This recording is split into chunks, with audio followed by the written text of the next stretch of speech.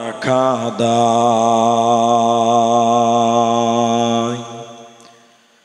সাবধানে থাকি ও মুমিন ঈমান রাখা দায়। কিয়ামতের আলামত ভাবে বোঝা যায়। সাবধানে থাকি ও মুমিন ঈমান রাখা দায়। সাবধানে থাকি ও মুমিন ঈমান রাখা দায়। কি লিখিব ভাই বাংলার বাণী,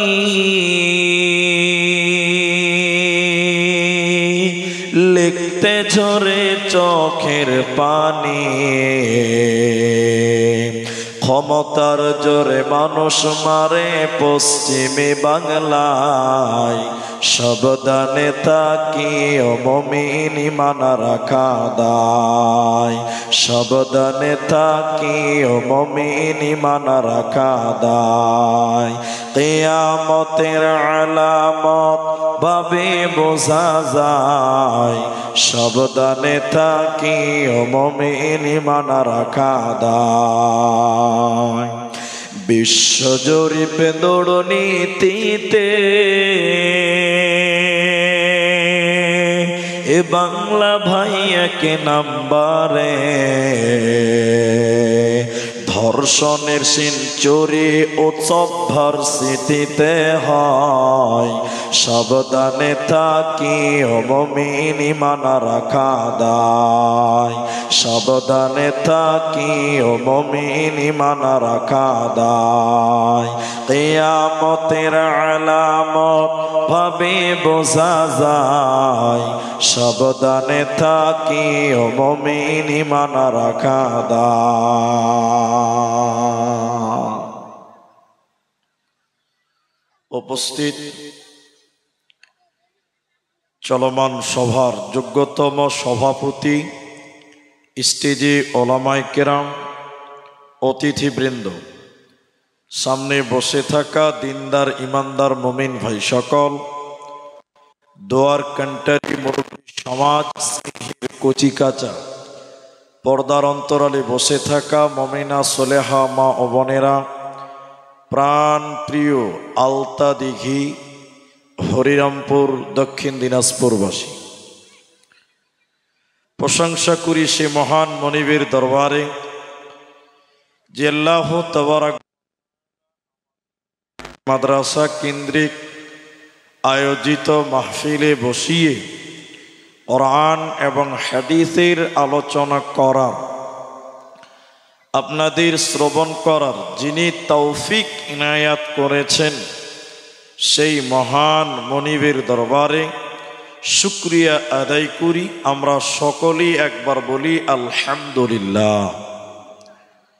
দরুদ ও সালাম বর্ষিত হোক সরকারে কায়নাত তাজদারে মাদানী নবী কুল শিরোমণি ইমামুল আম্বিয়া নবী মক্কি নবী মাদানী নবী আহমদ নবী মুহাম্মদুর রাসূলুল্লাহ সাল্লাল্লাহু আলাইহি ওয়াসাল্লাম। আল্লাহুম্মা আমিন। আল্লাহুম্মা সাল্লি আলাইহি আল্লাহুম্মা বারিক আলাইহি। মোহতারাম ভাইও, আজিজ ও বুজুর্গ দোস্ত, আমি কোরআনুল কারীম সূরা বালাদ থেকে দুটি আয়াত তিলাওয়াত করেছি এবং হাদিসে নববী থেকে একটি মাত্র হাদিসের টুকরো পাঠ করেছি। উল্লেখিত আয়াত এবং হাদিসকে কেন্দ্রবিন্দুর মধ্যে রেখে সংক্ষিপ্ত বিবরণের চেষ্টা করব, যদি আল্লাহ তৌফিক দেন তো। আলাইহি তাওয়াক্কালতু ওয়া ইলাইহি উনীব। মোহতারাম ভাইও, বুজুর্গ দোস্ত, আমি আমার আলোচ্য বিষয় বলার পূর্বে মাত্র 5 মিনিট টাইম আপনাদের সঙ্গে জরুরি কয়েকটি কথা বলছি। জালসার কাগজটা দেন আমাকে। জরুরি কথার মধ্যে উল্লেখযোগ্য কথা হলো যে এটি একটি মাদ্রাসার উন্নয়নার্থে জালসা। এটা আপনারা আমরা সবাই অবগতি হয়েই এসেছি। আপনাদের কাছে আমি বিনীত অনুরোধ করব যে আমি আপনাদেরকে কিছু কথা জিজ্ঞাসা করব, আপনারা মুখ খুলে জবান দিয়ে সবাই আমার সঙ্গে কথা বলবেন। একবার জোরে বলুন ইনশাআল্লাহ। মাশাআল্লাহ মাশাআল্লাহ। কেন যে আপনি যদি কথা বলেন তাহলে আপনার বুঝতে সুবিধা হবে আর আমাকেও বুঝাতে সুবিধা হবে। অনেক জায়গার লোকেরা কথা বলেন, অনেক মানুষ আছে যারা মুখ খুলে না, ওরা মনে মনে ভাবে যে হুজুর বলবে না আপনি, আমরা কেন বলবো, একে বলে হুজ্জুতি পাটি, সব জায়গাতে আছে। এই জন্য আপনিও কিছু বলবেন, আমিও কিছু বলবো, কখনো আপনার সুবিধা কখনো আমার সুবিধা। সবাই আর একবার বলুন ইনশাআল্লাহ। আমি আপনাদের সামনে অনলি ফর কোরআন, কোরআন সম্পর্কে কিছু কথা আলোচনা করব ইনশাআল্লাহ। কারণ মুসলিমদের আল্লাহর তরফ থেকে পাওয়া সবচেয়ে বড় নিয়ামতের নাম হলো কোরআন। সবাই বলুন কি বললাম? কোরআন। আজকের দুনিয়াতে অনেক মানুষ কোরআনের বিরুদ্ধে বলে, কোরআনের বিরুদ্ধে চলে, কোরআনের পেছনে শত্রুতা করে, ঠিক না নাই? হ্যাঁ না বলেন? করে। কিছু মানুষ মুখে বলে, কিছু মানুষ কোরআনের উল্টা চলে, কিছু মানুষ কোরআনের বিরোধিতা করে। এই তিন ডিজাইনের লোক নবী মুহাম্মদুর রাসূলুল্লাহ সাল্লাল্লাহু আলাইহি ওয়াসাল্লামের জামানা থেকেই ছিল। ওদের উত্তরাধিকারী বংশধর আজও পৃথিবীতে আছে, যা বক্তব্যর মাঝখানে আপনি এই বিষয়টি স্পষ্ট করে আপনি পাবেন। কিন্তু কোরআন এমনই একটি গাছ, এমনই একটি চারা, কিছু কিছু চারা আছে যত ছাঁটবেন তত তাড়াতাড়ি ঝাঁকড়া হয়, ঠিক বললাম না? না একটু হ্যাঁ না বলেন? কোরআন তেমনই একটি কিতাব, কোরআনের বিরুদ্ধে যত আলোচনা করবেন, কত ষড়যন্ত্র করবেন, ততই মুসলিমদের কোরআনের মহব্বত মানুষের ভিতরে দিন দিন বাড়বে। বলুন ইনশাআল্লাহ। এজন্য আমার দিকে খুব অ্যাটেনশন হয়ে আপনি বক্তব্যগুলো শুনবেন এবং কথা বলবেন। 24 ঘন্টার বুকে আসমানের নিচে জমিনের উপরে সবচাইতে বেশি যে কিতাবটা তেলাওয়াত করা হয়, ওই কিতাবটার নাম কি? সবাই বলুন কোরআন। বলুন সুবহানাল্লাহ। কোরআন সবচাইতে বেশি তেলাওয়াত করা হয়, তত তেলাওয়াত পৃথিবীতে আর কোনো বইকে করা। কিন্তু ইতিহাসের অপর পিঠটা তুলে দেখেন, কোরআনের বিরুদ্ধে যত বই লেখা হয়েছে পৃথিবীতে অন্য কোনো বইয়ের বিরুদ্ধে তত কিতাব লেখা হয়নি। কিন্তু যতই কোরআনের বিরুদ্ধে গিয়েছে বা বলছে বা লিখছে, কোরআনকে পৃথিবীতে দাবানো বসানো যাবে না। এর নাম কোরআন। সবাই বলুন সুবহানাল্লাহ। আমরা মুসলিমরা আল্লাহর তরফ থেকে পেলাম কোরআন, এটা নিয়ামত। অথচ আমরা মুসলমানেরা কোরআন জানি না, কোরআন বুঝি না, কোরআনের ইতিহাস জানি না, কোরআনের অস্তিত্ব জানি না, কোরআনের গির্জা জানি না, কোরআনের টার্গেট জানি না। এরপরও বুক বড় করে আমরা বলি আমরাই নাকি আবার মুসলমান, ঠিক কিনা যেটা বলেন? যে জাতি তার ধর্মগ্রন্থ জানল না, যে জাতি তার নিজের আদর্শ বই জানল না, সে জাতি কি করে কামিয়াব হতে পারে? এই জন্য মুসলমান, তোমাকে কোরআন জানতে হবে, কোরআনের ইতিহাস জানতে হবে, কোরআনের অস্তিত্ব জানতে হবে। চলুন কোরআনের কাছ থেকে কিছু পরিচয়, কোরআনের কাছ থেকে কিছু কোরআনের পরিচয় আমরা জেনে নেই। কোরআনকে 4-5টা প্রশ্ন করব, কোরআন সেই উত্তরগুলো দিবে। একবার জোরে বলুন সুবহানাল্লাহ। কোরআনকে বলেন, কোরআন তুমি কোন জায়গা থেকে এসেছিলে তুমি বলো। কোরআনকে বলবেন, কোরআনকে, কোরআন জবাব দিবে। কোরআনকে বলবেন তুমি কোথায় এসেছো সেটাও বলো, কোরআন সেটাও বলবে। কোরআন বলছে বিসমিল্লাহির রহমানির রহিম লা উকসিমু বিহাযাল বালাদ। কোরআন বলছেন আমি দুইটি শহর কেন্দ্রিক নাজিল হয়েছে। ওই দুইটি শহর রায়গঞ্জ বালুরঘাট নয়, রায়গঞ্জ মালদা নয়, ওই দুইটি শহর কোরআনি স্থান পেয়েছে। একটা মক্কা মুকাররমা, অপরটি মদিনা মুনাওয়ারা। কোরআনে যত সূরা আছে কোনটা মক্কাতে কোনটা মদিনাতে আল্লাহ অবতীর্ণ করেছে। এজন্য কোরআন বলছেন আমি মক্কা এবং মদিনায় এসেছি মুসলমান। কোরআনকে দ্বিতীয় প্রশ্ন করেন কোরআন, হে কোরআন তুমি কোথায় থেকে মক্কা মদিনায় এসেছিলে তুমি বলো, তোমার আসল ঠিকানা কোন জায়গায় ছিল তুমি বলো। কোরআন বলছে শুনে নাও, বাল হুয়া কুরআনুম মাজিদ ফি লাওহিম মাহফুজ। কোরআন বলছেন আমি আরশের উপরে লাওহে মাহফুজের ভিতরে আমি ওই জায়গাতে ছিলাম। ওখান থেকে দীর্ঘ 23 বছর সময় আমার পৃথিবীতে আগমন হয়েছে। কোরআনকে 3 নাম্বার প্রশ্ন করেন কোরআন তুমি কখন এসেছিলে তুমি বলো, কোন দিনে তোমার আগমন হয়েছে বলো। কোরআন বলছে শাহরু রমাদানাল্লাযী উনজিলা ফীহিল কোরআন। কোরআন বলছে বান্দারে আমি রমজান মাসে এসেছি মুসলমান, আমার রমজান মাসে আগমন হয়েছে। কোরআনকে চতুর্থ প্রশ্ন করেন কোরআন রমজান মাসে তুমি কখন এসেছিলে, দিনের বেলায় না রাত্রি বেলায়, সন্ধ্যা বেলায় না সকাল বেলায়, কোন জায়গায় তুমি বলো।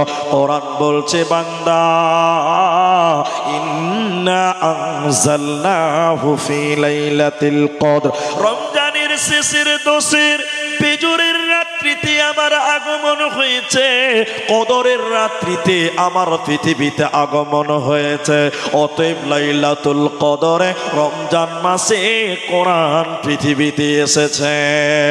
কোরআনকে 5 নম্বর প্রশ্ন করেন কোরআন তুমি কেন কেন কেন কেন তুমি এসেছো কেন বলো, তোমার উদ্দেশ্য কি তুমি বলো, তোমার টার্গেট কি তুমি বলো, তুমি কেন পৃথিবীতে এসেছো কোরআন তুমি বলো। কোরআন বলছে হুদাল লিন্নাস, কোরআন বলছে হুদাল লিন্নাস, আমি মানুষের হিদায়াতের জন্য, মানুষকে হিদায়াত দেওয়ার জন্য, জান্নাতের রাস্তা দেওয়ার জন্য, মানুষকে সাফল্য কাম করার জন্য, হুদাল লিন্নাস মানুষকে জান্নাতি বানাবার জন্য আমি কোরআনের পৃথিবীতে আগমন হয়েছে। অতএব মুসলমান কোরআন পৃথিবীতে তোমাকে হিদায়াত দেওয়ার জন্য এসেছে, এরই নাম কোরআন। বলুন সুবহানাল্লাহ। এবার সবাই বলেন আমার সঙ্গে, কেউ মুখ খুলতে বাদ থাকবেন না, সবাই বলেন কোরআন পৃথিবীতে তাহলে এসেছে কেন? হিদায়াতের জন্য। এতটি লোক একটু বলেন না যে ভাই কিসের জন্য এসেছে? হিদায়াতের জন্য। মাশাআল্লাহ মাশাআল্লাহ। কিন্তু একটু গোলমাল হয়ে গেছে। গোলমাল কোন জায়গা বলুন তো? অনেক মানুষ কোরআন থেকে হিদায়াত গ্রহণ করে না। কি করে বলুন তো? কোরআন দিয়ে তাবিজ বানিয়ে কোমরে বাঁধছে। আপনার দিকে মনে হয় নাই নাকি গো? এরা বলে না কথা, সবাই বলুন আছে না নাই? কোরআন এসেছে হিদায়াতের জন্য। অনেক মানুষ কোরআন থেকে হিদায়াত গ্রহণ করে না, ওইটা তাবিজ ব্যবহার করছে। এটা কি তাবিজের জন্য এসেছে ভাই? আপনার দিকে লোক তাবিজ দেয়, তাহলে বুঝা যাচ্ছে। এটা আপনারা মুখ খুলে বলেন, তাবিজটা কে দেয় ভাই? হ্যাঁ,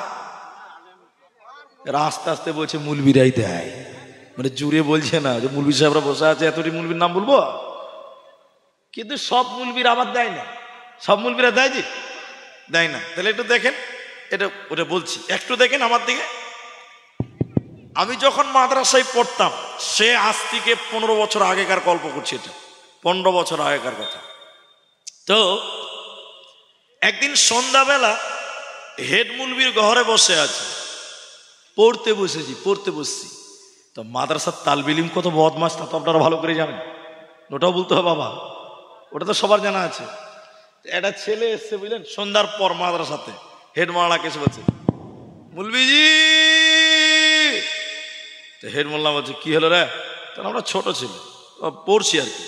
তখন বলছে যে একটা তাবিজ দিতে হবে যেমন সাহেব। তো হেড মোল্লা বলছে কি যে তাবিজ দিবি রে? কইছে আমার সামনে মাধ্যমিক পরীক্ষা আছে, তো আমার পড়া মনে থাকে না। এখন মাধ্যমিক চলছে না, ওই যে মাধ্যমিক পরীক্ষা মনে থাকে না, এটা তাবিজ দেন যেটা পড়া আমার মনে থাকে। আচ্ছা আপনারা বলুন, তাবিজে কোনদিন পড়া মনে থাকবে? তো হেড মোল্লা কইছে পেয়েছি খরিদ্দার ভালোই। হেড মোল্লা তখন বলছে যে 501 টাকা লাগবে। সবাই বলুন ক টাকা?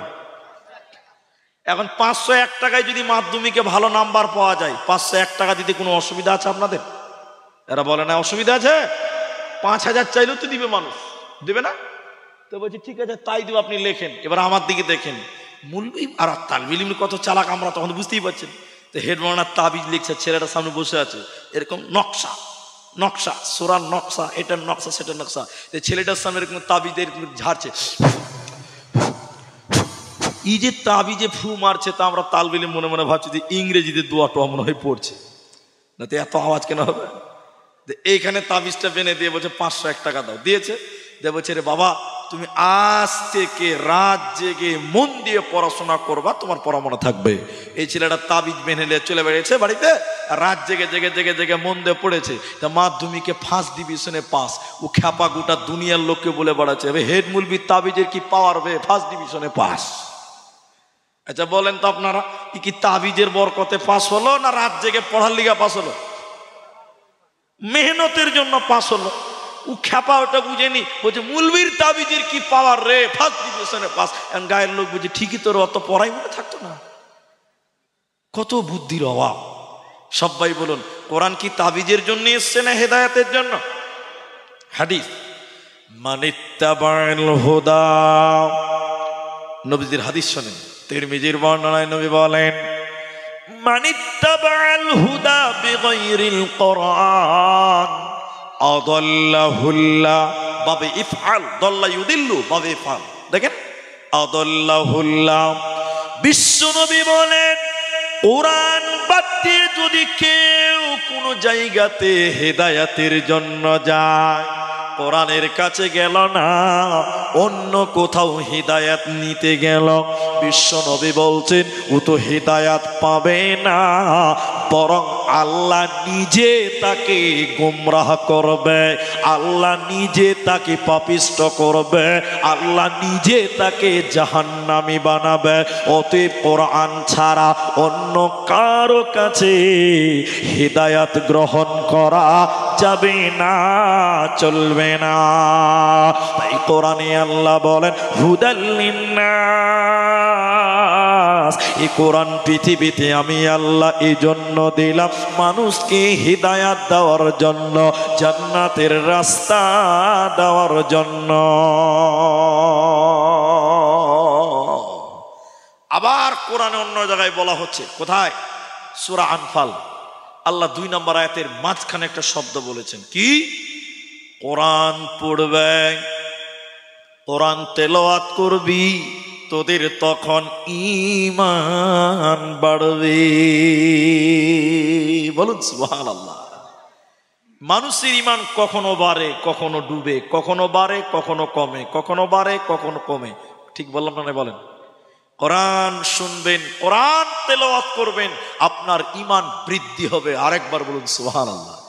আল্লাহ কোরআন বলছে, ওয়া ইযা তুলিয়াত আলাইহিম আয়াতুহু যাদাতুহুম ঈমানা। যে মুমিন হবে রে, ও যখন কোরআন তেলাওয়াত করবে তখন মুমিনের ঈমান বাড়বে, কিন্তু বেঈমানের ঈমান বাড়বে না। এটা ফেসবুকের জামানা, এটা 5G'র জামানা। মা বোন, আপনারা একটু করে আগিয়ে বসেন, এখান থেকেও আমাকে দেখতে পাবেন। অত দূরে বসে আছেন আপনার বোনেরা যারা আসবে, ওরা কি দেখবেন আমাকে? না, ওরা বসবে না। তো আপনারা একটু করে আগিয়ে এসে বসেন, পরে যে মা বোনেরা আসবে তারা যেন বসতে পারে। তা আপনারা গেটের সামনে ভর্তি হয়ে গেলেন, সামনে ফাঁকা, তো ওরা আসবে কি করে? আপনাদের উপর দিয়ে আসবে না তো। তাই মা বোন, আপনারা যদি এদিকে আসেন তো আল্লাহ খুশি হবে। আপনার বোনদের বসার জায়গা করার দায়িত্ব আপনার। আমাকে বললেন, আমি বললাম, আপনারা মারার চেষ্টা করেন। আর ভাই, এই মাঠেও এই জায়গাতে কোনো নাপাক আছে নাকি ভাই? না, ওটা দোষ করেছে? কি ব্যাপার? ওদিকাটি টিএমসি, দিকে লোক বিজেপি নাকি যে ভাই? এরকমই যে মনে হয়েছে তোদের দিকে যাবো না ভাই, চাকরি করে লাগা যা, ওইরকম মনে হয়েছে যে। তো ভাই, আপনারা আগে এটা বসে এটা পূরণ করেন না। এখানে মাঝখানে ফাঁকা থাকার কোনো মানেই খুঁজে পাই না। এখন বিচারে তো আপনার আগে আসেন, এখনই আগান, আল্লাহ রাস্তায় আগান ভাই। আমি বারবার বলবো না, এই যে বললাম আর বলার জন্য প্রয়োজন হবে না ইনশাআল্লাহ। ভাই, আপনার যার সামনে জায়গা আছে ফাঁকা, পূরণ করে বসেন। এটা আপনার ইমানই দায়িত্ব যে আপনার ভাই পরে যে আসবে তাকে বসার জায়গা করা দায়িত্ব কার? আপনার। রাসূলুল্লাহ ইহুদি মেয়ের জন্য পাগড়ি চালিয়ে দিয়ে বলেছিলেন বসার ব্যবস্থা করো, বলুন সুবহানাল্লাহ। আর এত মুসলমান এসছে আপনার ভাই, আপনার জাতি ভাই, তা আপনি তার বসার জায়গা করবেন না? আপনি সামনে জায়গা ফাঁকা রেখে বসে থাকবেন না? তো যে কথা আমি বলছিলাম, অ্যাটেনশন হন আবার আমার দিকে। তাহলে কোরআন তেলাওয়াত করবে, শুনবে, তো ইমানের, মুমিনের ইমান বাড়বে, বেঈমানের বাড়বে, সবারই বাড়বে না। যেমন আপনাদেরকে বুঝাই, একটু বুঝে চেষ্টা করেন। ওয়াসিম রেজভি নাম শুনেছিলেন তো? আলহামদুলিল্লাহ, এদেরকে বুঝানো খুব ভালো। ও যখন ইসলাম থেকে বেরিয়ে যায়, এদিকে দেখেন, এরকম কোরআন হাতে নিয়ে বলেছিল এই কোরআন থেকে 26টা আয়াতকে কেটে টেনে বাদ দিয়ে দিতে হবে। সবাই বলুন নাউজুবিল্লাহ। কোরআন থেকে আয়াত বাদ হয়ে যাক, কে কে চান হাত তোলেন? ওই যে একজন চেয়েছে, দুজন চাইছে, ওরা চাইছে কোরআন থেকে আয়াতগুলো বাদ দিয়ে দেওয়া হোক। কত বুদ্ধিমান লোক জি। হ্যাঁ, এরা বলছে যে কোরআন থেকে আয়াত বাদ দেওয়া হয়েছে, ঠিক আছে হাত তুলে। এরকম না হলে হয় জি ভাই, এখন তো 9টা বাজে রে ভাই, এখনই যদি গোলমাল হয় তো সারা রাত পুরো আছে ভাই। আমরা কেউ চাই না, আমরা কেউ চাই ভাই? চাই না। কিন্তু বেঈমান তিনি বলেছিলেন এই কোরআন থেকে 26টা আয়াতকে কেটে বাদ দিয়ে দাও। মুসলমান কোনোদিন সেটাকে মেনে নিতে পারে না। এবার আপনাদের যেটা জিজ্ঞাসা করছি তথ্য সহ বলছি, বুঝেন। তাহলে ওয়াসিম রিজভী কোরআনের 26টা আয়াতকে চিহ্নিত করেছিল, তাহলে সে কোরআনটা পড়েছি কি পড়েনি বলেন? এতটি লোক জোরে বলুন, পড়েছে না নাই? পড়েছে। তো পড়লো তো ওর যে ইমানই বাড়লো না, ও তো ইমানের কমে গেল, অত ইমান কমলো। আল্লাহ বলছে ইমান বাড়বে, যাদাতুহুম ঈমানা, ওর ইমান বৃদ্ধি হবে। এর ইমান বাড়লো না কেন? ছোট্ট একটা উদাহরণ দিব, বুঝতে পারবেন। একটু করে বলবো, তাহলে বুঝতে পারবেন। আমার দিকে দেখেন, এই যে রাস্তাতে একটা গাড়ি বের হয়েছে, তার নাম টোটো। টোটো বলেন তো আপনারা? টোটো বলে, কেউ টুকটুকি বলে, আর আমাদের দিকে বলে পিলপিলি। ওটা শিখে রাখবেন, কি বলে? পিলপিলি। তো এই গাড়িটা চলে ব্যাটারিতে। এখন আপনাদের এই স্ট্যান্ড আলতাদি গিয়ে এই স্ট্যান্ডে একটা লোক দোকানদার, ও খালি ব্যাটারি চার্জ করে। ও 12-13টা ব্যাটারি চার্জ করছে। একটা খ্যাপা বুঝেন তো? পাগল ওই প্লাস্টিকের ব্যাটারি দেখছে, আর বড় বড় করে দেখছে, বলছে তো ভাই এই মোটা মোটা প্লাস্টিক গুলো কি হয়েছে গো, কত খ্যাপা, ব্যাটারিকে প্লাস্টিক বলছে। দোকানি দেখছি তো পাগলা ছেলে, একে তো বুঝানো যাবে না। দোকানি বলছে, রে খ্যাপা, এই প্লাস্টিক গুলোর ভিতরে কারেন্ট ভরছি রে, বাড়িতে রাতের বেলায় আলা জ্বলবে। খ্যাপা মনে মনে ভাবছে যে প্লাস্টিকেও কারেন্ট ভরা যায়? বলছে হ্যাঁ যায়। তখন ও খ্যাপা ভাবছে, তাহলে আমার বাড়ি আর অন্ধকার কেন থাকবে? ও তাড়াতাড়ি বাড়ি গেছে। ওর বাড়িতে বড় বড় প্লাস্টিকের বালতি ছিল 10টা, সবটি বেঁধে চলে এসছে। বলছে আমার বালতিতে খানিক কারেন্ট ভরে দাও, বাড়িতে আলা জ্বালাবে। আচ্ছা আপনারা বলুন, ওর বালতিতে কারেন্ট ঢুকবে? সবাই বলুন ঢুকবে। দোকানি মাথা নামো করে বলছে, এই খ্যাপা, তোর প্লাস্টিকে কারেন্ট ঢুকবে না। তখন ও জামা গুটাইছে, মার বাবা, এখনি বললি যে কারেন্ট ভরছি প্লাস্টিকের, আমার বেলায় চলবে না, মানে ভাইলাম বুঝি দোকানি ভয়ে থরথর করে কাঁপছে, কোথায় যে মারবে খ্যাপার কেউ বিচার করতে পারবে না।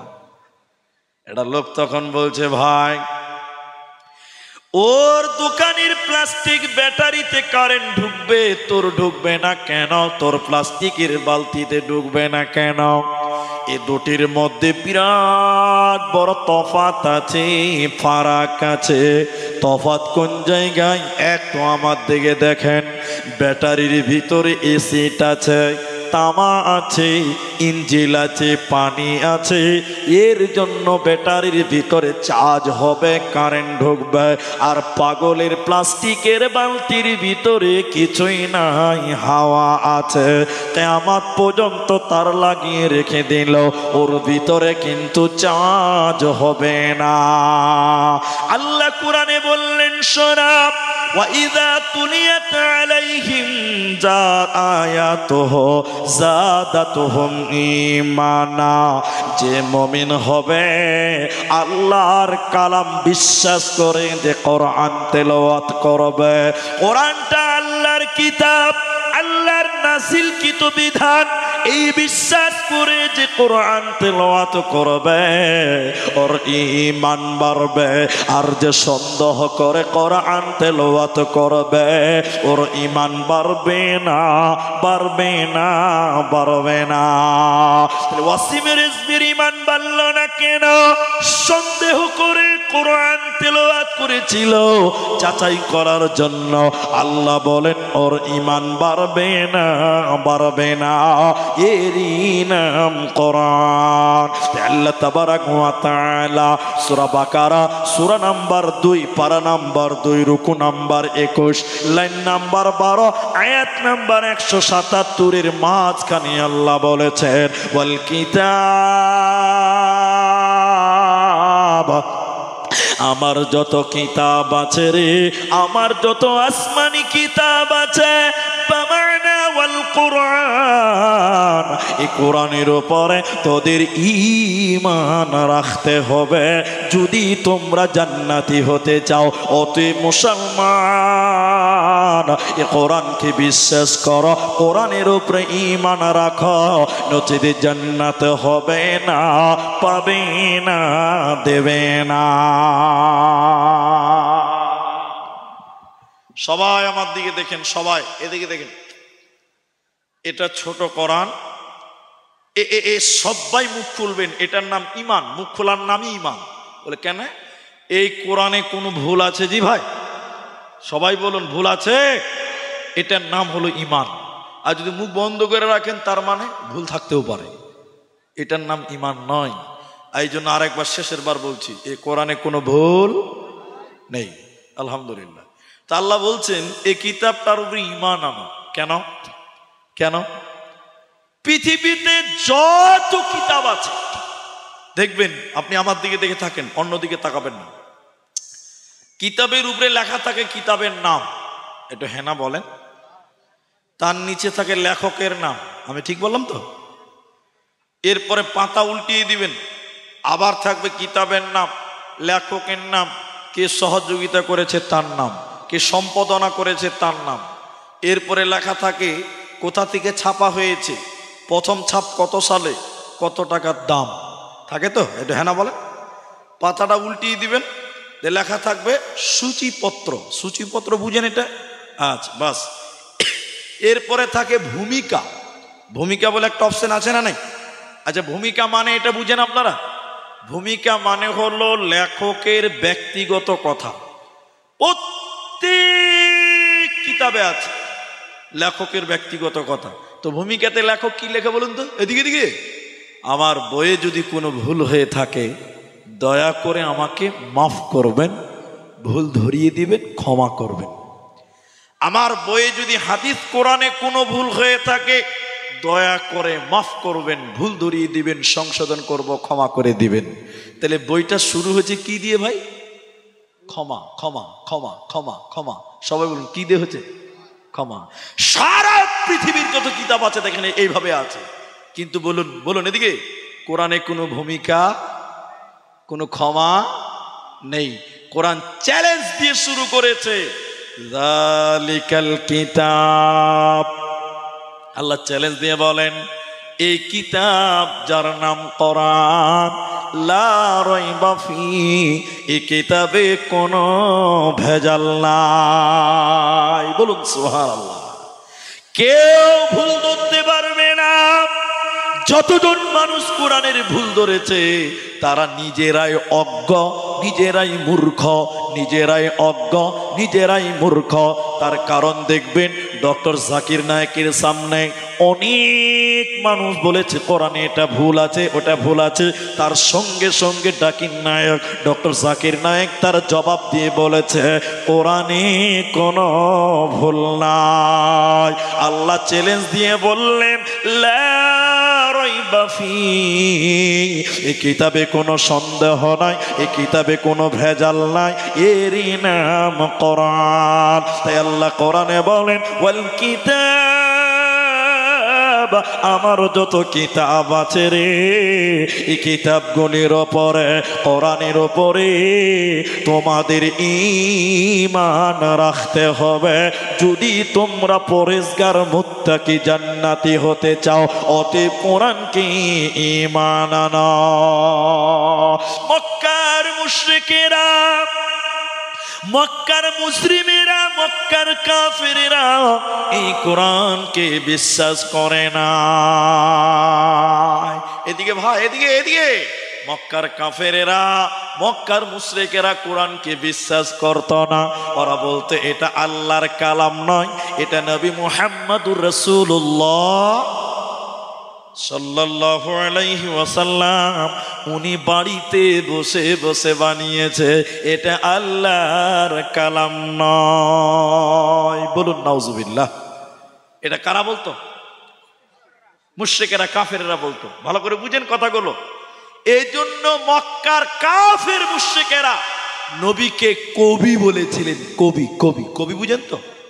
কবি নবী রবীন্দ্রনাথ, কবি ধীরেন্দ্রনাথ, কবি নজরুল, এর নাম শুনেছেন না? আর কবিতা কাকে বলে? আতা গাছে তোতা পাখি ডালিম গাছে, বাকিটুকু আপনারা ভালো জানেন, আর আমাকে বলতেই হলো না। মাশাআল্লাহ, মাশাআল্লাহ, এরাই ভালো বুঝেছি। একে কবিতা বলে। এটাকে কি বলে? এরা কথা বলে, এটা তাকবীর দিচ্ছি, নারায়ে তাকবীর।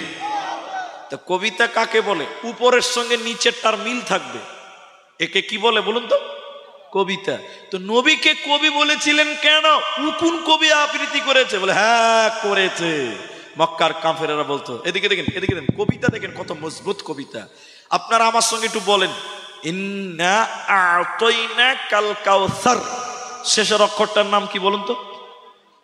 র। র শেষের অক্ষরটার নাম কি? র। দ্বিতীয় আয়াত পড়েন, ফসল্লি লিরাব্বিকা ওয়ানহার, শেষের অক্ষরটার নাম সবাই বলুন না ভাই, র। 3 নম্বর আয়াত পড়েন, ইন্না শানিয়াকা হুয়াল আবতার, শেষে কি আছে? সুবহানাল্লাহ বলবেন না? এত সুন্দর মিল পৃথিবীর কোন কবি মিলাতে পারবে না। নবীকে কবি বলেছিলেন কেন? কোরআন কত সুন্দর কবিতা আছে, আমার দিকে দেখেন। আমি হাফেজ নই, তারপরও বলি, ওয়াশ-শামসি ওয়া দুহাহা ওয়াল কমারি ইদা তালাহা ওয়ান নাহারি ইদা জাল্লাহা ওয়াল লাইলি ইদা ইয়াগশাহা ওয়াস সামাই ওয়া মা বানাহা ওয়াল আরদি ওয়া মা তাহাহা ওয়া নাফসিন ওয়া মা সাওয়াহা ফাআলহামাহা ফুজুরাহা ওয়া তাকওয়াহা ক্বাদ আফলাহা। সবশেষে হা হা, এত সুন্দর মিল। এই জন্য মক্কার কাফেরেরা বলেছিল নবীজি কবি হয়ে গেছে, নচেত এত সুন্দর কবিতা বানাতে পারত না। মুশরিকেরা বলেছিল এ কোরআনটা আল্লাহর নয়, এটা নবী বাড়িতে বসে বসে বানিয়েছে। আল্লাহ তাদেরকে চ্যালেঞ্জ দিয়ে জবাব চেয়েছে। আল্লাহ বলেন, হে মুশরিকের দল, হে কাফেরের দল, যদি তোমরা বলো এই কোরআনটা নবী বাড়িতে বসে বসে বানিয়েছে, আমি আল্লাহ তোমাদের চ্যালেঞ্জ দিলাম, তোমরাও মানুষ, নবীও মানুষ, তোমরাও মানুষ, নবীও মানুষ। পার্থক্য তার কাছে জিবরাইল আছে, তোমাদের কাছে আসে না।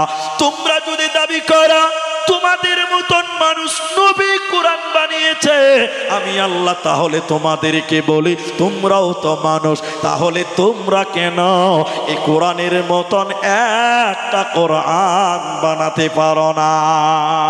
তোমরা যদি বলো নবী কোরআন বানিয়েছে, আমি আল্লাহ বললাম তোমরা কেন বানাতে পারছো না? তোমরা এই কোরআনের মতন কোরআন বানাও। আল্লাহ বলেন ওয়া ইন কুনতুম ফি রাইবিম মিম্মা নাযালনা আলা আবদিনা ফাতু বিসূরাতিন মিন মিথলিহি ওয়াদউ শুহাদা। এই কোরআনের মতন কোরআন তোমরাও বানিয়ে দেখাও। যদি সম্ভব না হয় 30 পারা বানাতে হবে না, 114টা সূরা বানাতে হবে না, একটা আয়াত তোরা বানিয়ে দেখা। ইন কুনতুম সাদিকিন, যদি তোরা প্রকৃত সত্য হয়ে থাকিস। পৃথিবীর কেউ কোরআন বানাতে পারেনি, ভবিষ্যতে কেউ পারবে না, এরই নাম কোরআন। আল্লাহ তাবারাক ওয়া তাআলা বলেন মুমিনরে এই কোরআনকে তোমরা বিশ্বাস করো, এরই নাম ফুরকান। কোরআনের নাম নূর। আমার নাম বলেন কোরআনের নাম নূর, কোরআনের নাম জিকির। কোরআনের নাম কি? খালি তাহিরি হুজুরের মতো লাফালাফি করার নাম জিকির লয়। তাহিরি হুজুরের লাফালাফি দেখেছেন আপনারা? দেখেন নিজে ডিজে জিকির, ডিজে জিকির। হ্যাঁ, কোরআনের নাম নূর, কোরআনের নাম তানজিল, কোরআনের নাম জিকির, কোরআনের নাম ফুরকান, কোরআনের নাম বোরহান, কোরআনের নাম করিম, কোরআনের নাম হাকিম, কোরআনের নাম মাজিদ। এইভাবে কোরআনের 56টা নাম তাফসীরের ভিতরে পাওয়া যায়। সবাই বলুন কটা? কিন্তু বাঙালি মুসলমান 56টা নাম পছন্দ হলো না, এরা বলছে কোরআন শরীফ। কোরআন শরীফ বলে না? আপনার দিকে মনে হয় বলে না, কম বলে। কিন্তু কোরআন শরীফ কোথায় লেখা আছে কেউ দেখাতে পারেন? হাদিসের অমুক পাতাতে আছে? নেই। একটা একটা করে 56টা নামের কথা পাওয়া যায়, কোন জায়গায় কোরআন শরীফ লেখা নাই। মুসলমানকে 56টা পছন্দ হলো না, নিজে বানিয়ে বানিয়ে বলছে কোরআন শরীফ। আমি এক জালসাতে বলেছি, তখন একটা লোক বলছে কোরআন শরীফ বললে অসুবিধা কি আছে? তখন আমি বললাম আপনার নাম? বলে জমশেদ। বলে আপনাকে যদি আমি ইডিয়েট বলি কেমন লাগবে? হ্যাঁ, আমার বাবা এরা জমশেদ রেখেছে, তুমি ইডিয়েট বলো। তা আল্লাহ তার কোরআনের 56টা নাম দিয়েছে, তো ওটা বাদ দিয়ে তুমি একটা নিজে বানালা, আল্লাহর রাগ হবে না? এরা বলে না কথা হবে না? তখন গাল চুল গাইছে যে মুরবি তো ঠিকই বলছে রে।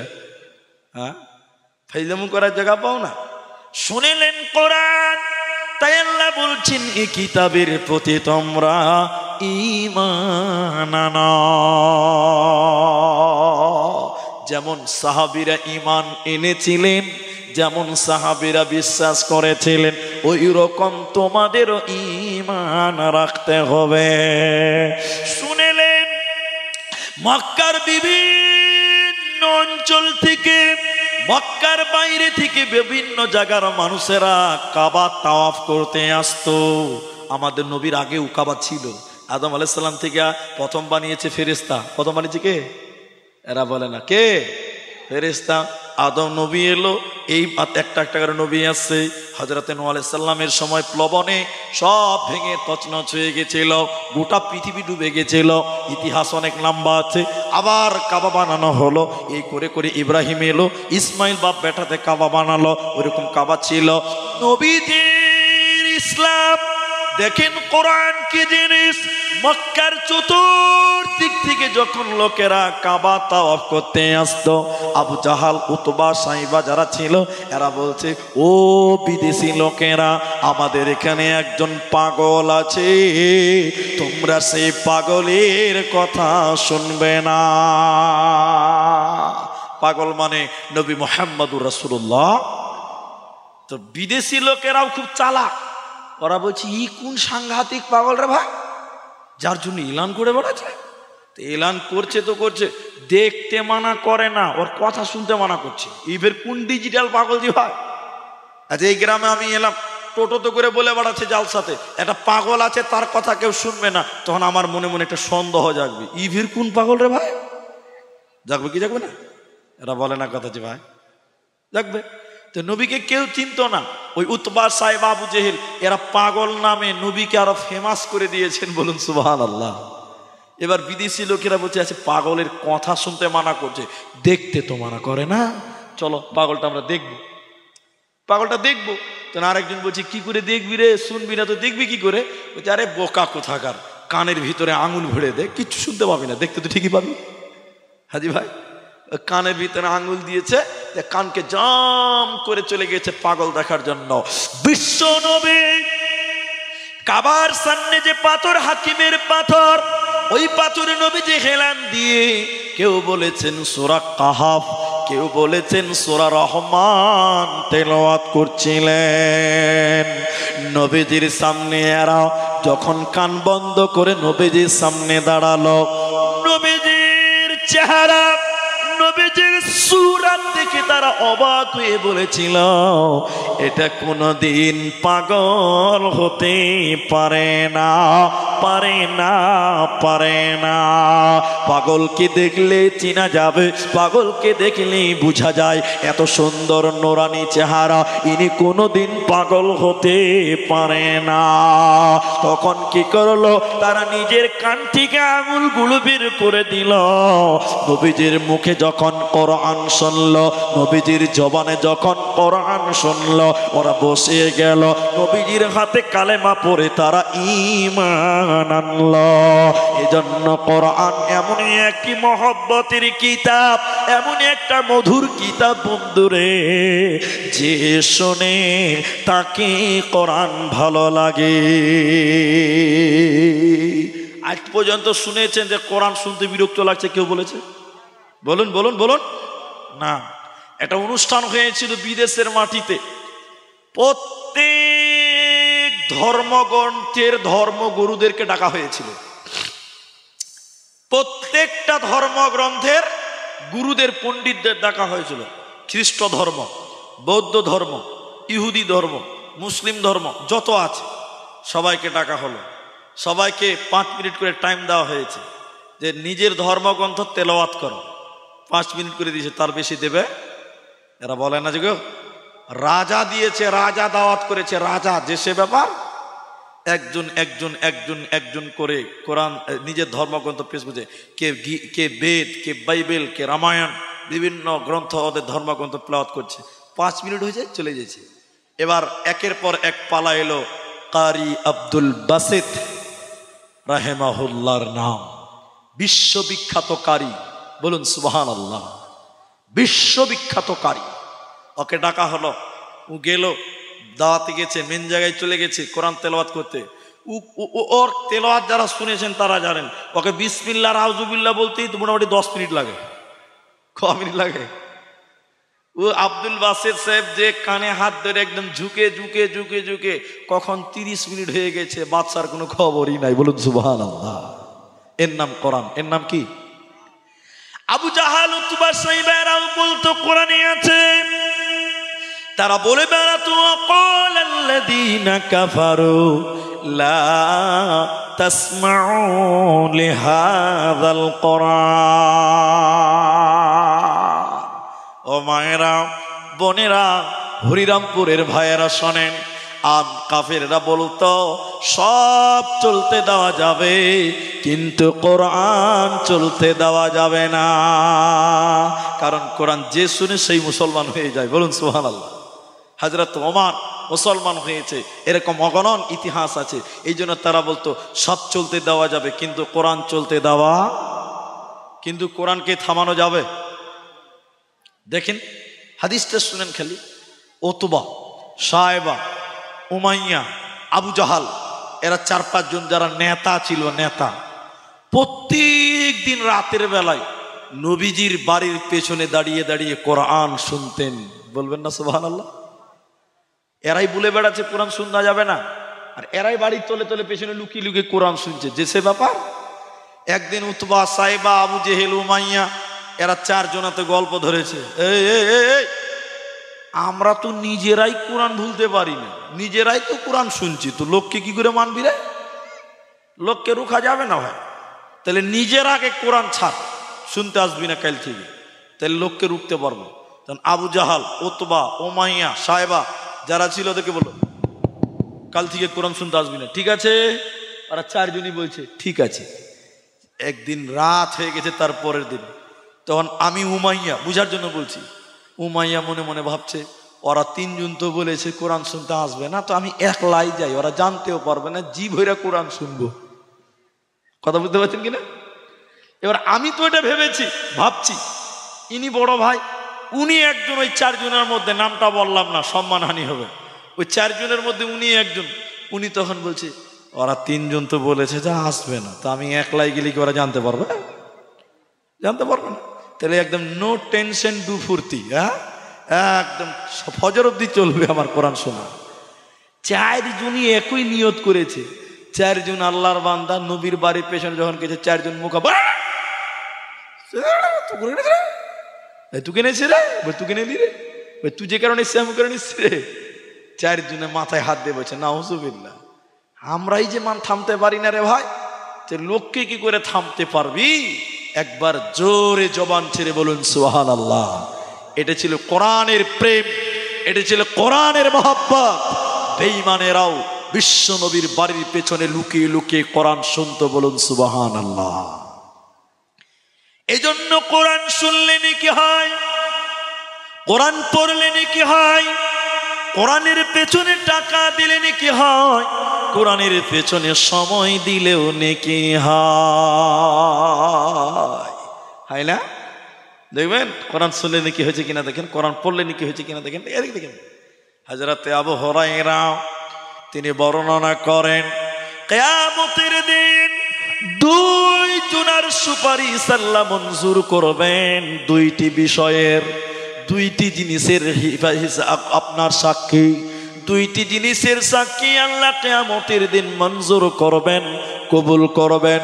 ওই দুটির মধ্যে একটার নাম কোরআন। যে দুনিয়াতে কোরআন পড়েছিল, যে দুনিয়াতে কোরআন পড়বে, কিয়ামতের দিন এই কোরআন তার জন্য বলবে আল্লাহ তোমার এই বান্দা কোরআন তেলাওয়াত করেছিল, তোমার এই বান্দা কোরআন চর্চা করেছিল, আল্লাহ তুমি আমার সাক্ষী গ্রহণ করো। আল্লাহ কোরআনের সাক্ষী গ্রহণ করবে আর ওই লোককে ক্ষমা করে জান্নাতে দেবে, এর কোনো চিন্তা রবে না, রবে না। আর যদি আপনি কোরআনের বিরুদ্ধে থাকেন, কোরআনের বিরোধিতা করেন, কোরআন তেলাওয়াত সহ্য করতে পারেন না, এমন যদি হন, মরার পর বাঁচার উপায় রবে না, রবে না, রবে না। যদি কোরআন হাদিস না মানি জীবনে, কি হবে গো মৃত্যুর পরে? যদি কোরআন হাদিস না মানি জীবনে, কি হবে গো মৃত্যুর পরে? চার মাযহাবকে ফরজ জেনেছি, এক মাযহাবের আমল করেছি, কোরআন হাদিসের দিকে দেখিনি তো ফিরে, কি হবে গো মৃত্যুর পরে? যদি কোরআন হাদিস না মানি জীবনে, কি হবে গো মতের পরে? কি হবে গো মৃত্যুর পরে? এরই নাম কোরআন। আর দুটি বলবো, একটা যুক্তি দিব, একটা আয়াত পড়বো, যে কোরআন পড়লে নেকি আছে না নাই? বাবা আছে না নাই? আছে। দেখেন যুক্তিটা শুনেন আগে। আমি আজকের জালসার প্যান্ডেল মানে রাস্তাঘাট অতটা ফলো করিনি, মাঝে মধ্যে করি, কিন্তু আজকে করিনি। আমি বলছি না যে আমি ক্লান্ত, এটা আমি বলছি না, আমি দিনেও প্রোগ্রাম ছিল আমার, যারা আমাকে ফেসবুকে দেখেন তারা দেখেছেন যে আমি আসর থেকে মাগরিব অবধি একটা জলসা করে এলাম উত্তর দিনাজপুর থেকে। আমি আবার দ্বিতীয় প্রোগ্রামে আছি। তা আমি খুব খেয়াল করিনি, ঘুমিয়েছিলাম, আমাকে উঠিয়ে নিয়ে এলো যে উঠেন আপনার টাইম হয়ে গেছে। তা আমি যেটা বলছিলাম, অনেক মুসলমানদের গাড়িতে দেখবেন লেখা থাকে 786, থাকে কি থাকে না বলেন বাবা? অনেক মুসলমানদের বাড়ির দেওয়ালে আছে 786, পেছনের লোকটি কথা বলছেন না, থাকে কি থাকে না বলেন? থাকে। অনেক মুসলমানদের মসজিদেও লেখা থাকে 700। আমি ভুল বললাম না কি গো? আমি একটা জালসার নাম বলছি, জায়গার নাম বলি, খড়দত্তপাড়া, পূর্ব বর্ধমান। একবারই গিয়েছিলাম জালসাতে, দুবার। এবার দাওয়াত করেছিল 21শে নভেম্বর না 21শে ফেব্রুয়ারিতে ডেট আছে, আমার ডেট ফাঁকা নাই, তাই ডেট হয়নি। তো আমি যে বলছি শুনেন, জালসাতে স্টেজে যাচ্ছি তখন রাত 1টা বাজে। এই রাস্তাতে একদম লাইটিং ফাইটিং করেছে, খুব গুরুত্বপূর্ণ কথা বলবো এখন, শুনে এটা বিরক্ত লাগবে। তো গেটের মাঝখানে কালারিং লাইট করে লেখা আছে 786। তো আমাদের বক্তা মানুষ তো একটু খুজুর খুজুর করতে ভালো লাগে। তা আমি রাতে স্টেজে উঠে এরকম করে মাইক ধরেছি, এরকম করে নাহমাদহু পড়ে পড়বো। আগে স্টেজে উঠি বললাম যে ভাই, আপনাদের জালসার গেটে বড় বড় করে লেখা আছে 786, এর মানেটা কি একটু বলবেন? একটা লোক এরকম পাঞ্জর থেকে বলছে, বক্তা সাহেব আপনি এটাও জানেন না? মানে কুটকুটি মেরে দে, এটাও জানেন না? যেন আমি বললাম আমি জানি না বলেই তো বললাম, বলেন কি মানে? আমার দিকে দেখে নেই তো আমাকে লোকটা বলছে, ও বক্তা সাহেব 786 মানে হলো বিসমিল্লাহির রহমানির রহিম। এটাই তো বলে আপনাদের দিকেও, আপনার দিকে নাই? তো এদিকে যে বলছে যে একটু আগে বলছে লেখে, তো আচ্ছা 786 বিসমিল্লাহ বলে কি বলে না বলে? অনেকেই দাবি করছে। কি করে দাবি করে? ওটারই যুক্তি আছে, দলিলও আছে, দলিল দেব। বগদাদি কায়দা আছে, যারা পড়েছেন আগেকার মুলবি তারা জানেন, এখনকার নিউ যারা তারা জানবে না, এখন তো নুরানি কায়দা পড়ছে এখন। তো এটা সরাতে হবে না, এটা আমি এর পক্ষে আছি, আপনার পক্ষে আমি আছি। এই লোকগুলো দেখতে পাচ্ছে না, এবার কি করবেন বলেন? এটা সরিয়ে দিতে হবে, কি দরকার? নামিয়ে দেন, আমার এই ব্যাগটা দেন তো, একদম একদম একদম উত্তর দিনাজপুর পাঠিয়ে দেন, বাস। এদিকে রাখতেই হবে না, এগুলো ভালো জিনিস লয়। একদম উত্তর দিনাজপুর দেন, ব্যাগটা দেন আমাকে, দেন এদিকে ভাবছি, ব্যাগ দেন, এটা উত্তর দিনাজপুর করে দেন। লোকগুলো বিহারে এত বড় বড় সারা রাত জালসা, স্টেজে ল্যাপ গদি পেরে দিচ্ছে, সব নিচে বসো, লোকে দেখতে সুবিধা হয়েছে। ঠিক বললাম না নাই বলেন? জি, তো আমি যে কথা বলছি, বলছে 786 মানে বিসমিল্লাহ। এখন আপনারা যেটি মানুষ আছেন, আচ্ছা 786 বিসমিল্লাহ হলো কিভাবে? এটা একটা প্রশ্ন, জাগবে কি জাগবে না? যে এইটা মুসলমানদের মাথায় এলো কি করে 786 বিসমিল্লাহ? শোনেন, বগদাদি কায়দাতে আল্লাহর 99 নামের আগে ছোট ছোট করে আলিফ বা লেখা আছে। এদিকে দেখেন, এদিকে আলিফের নিচে একটা অঙ্ক লেখা আছে, ধরেন 2, বার নিচে লেখা আছে 30, সিনের নিচে লেখা আছে 50, এরকম প্রত্যেকটা অক্ষরের নিচে কি আছে? একটা করে অঙ্ক। এখন বিসমিল্লাহ লেখেন, প্রথমে বা, তারপরে সিন, তারপরে মিম, তারপরে আলিফ, তারপরে লাম, তারপরে এরকম করে অক্ষরগুলো লেখেন। দেখছি যে বা সিন মিম। আচ্ছা, বায়ের অঙ্ক কত? 2, লেখলো 2। সিনের কত? 3, লেখলো 3। মিমের কত? 30, লেখলো 30। এরকম বিসমিল্লাহর যতটি অক্ষর সবটির অঙ্ক লেখে হিসাব করে দেখা গেছে যে 786। বুঝে এটাই মুসলমানের বিসমিল্লাহ। আচ্ছা আপনারা বলুন 786 বললে নেকি হবে? হ্যাঁ, আচ্ছা 786 কি করে বিসমিল্লাহ বলবেন গো? আচ্ছা, আজকে আপনাদের গ্রামে গরু জবাই হয়েছে। কি জবাই হয়েছে? গরু জবাই হয়েছে কিনা? আচ্ছা, গরু জবাই করার দোয়া কি? বিসমিল্লাহ আল্লাহু আকবার। এখন যদি কোনো কসাই বলে বিসমিল্লাহ বলবো না, 786 আল্লাহু আকবার, কে কে খাবে? হাত তুলো। আপনি খাবেন? কে খাবে বলো? যতই বড় মূল ফতোয়া দেখছে 786 কেটেছি, এটা হালাল হবে না। তাহলে বিসমিল্লাহ একটা ইবাদত।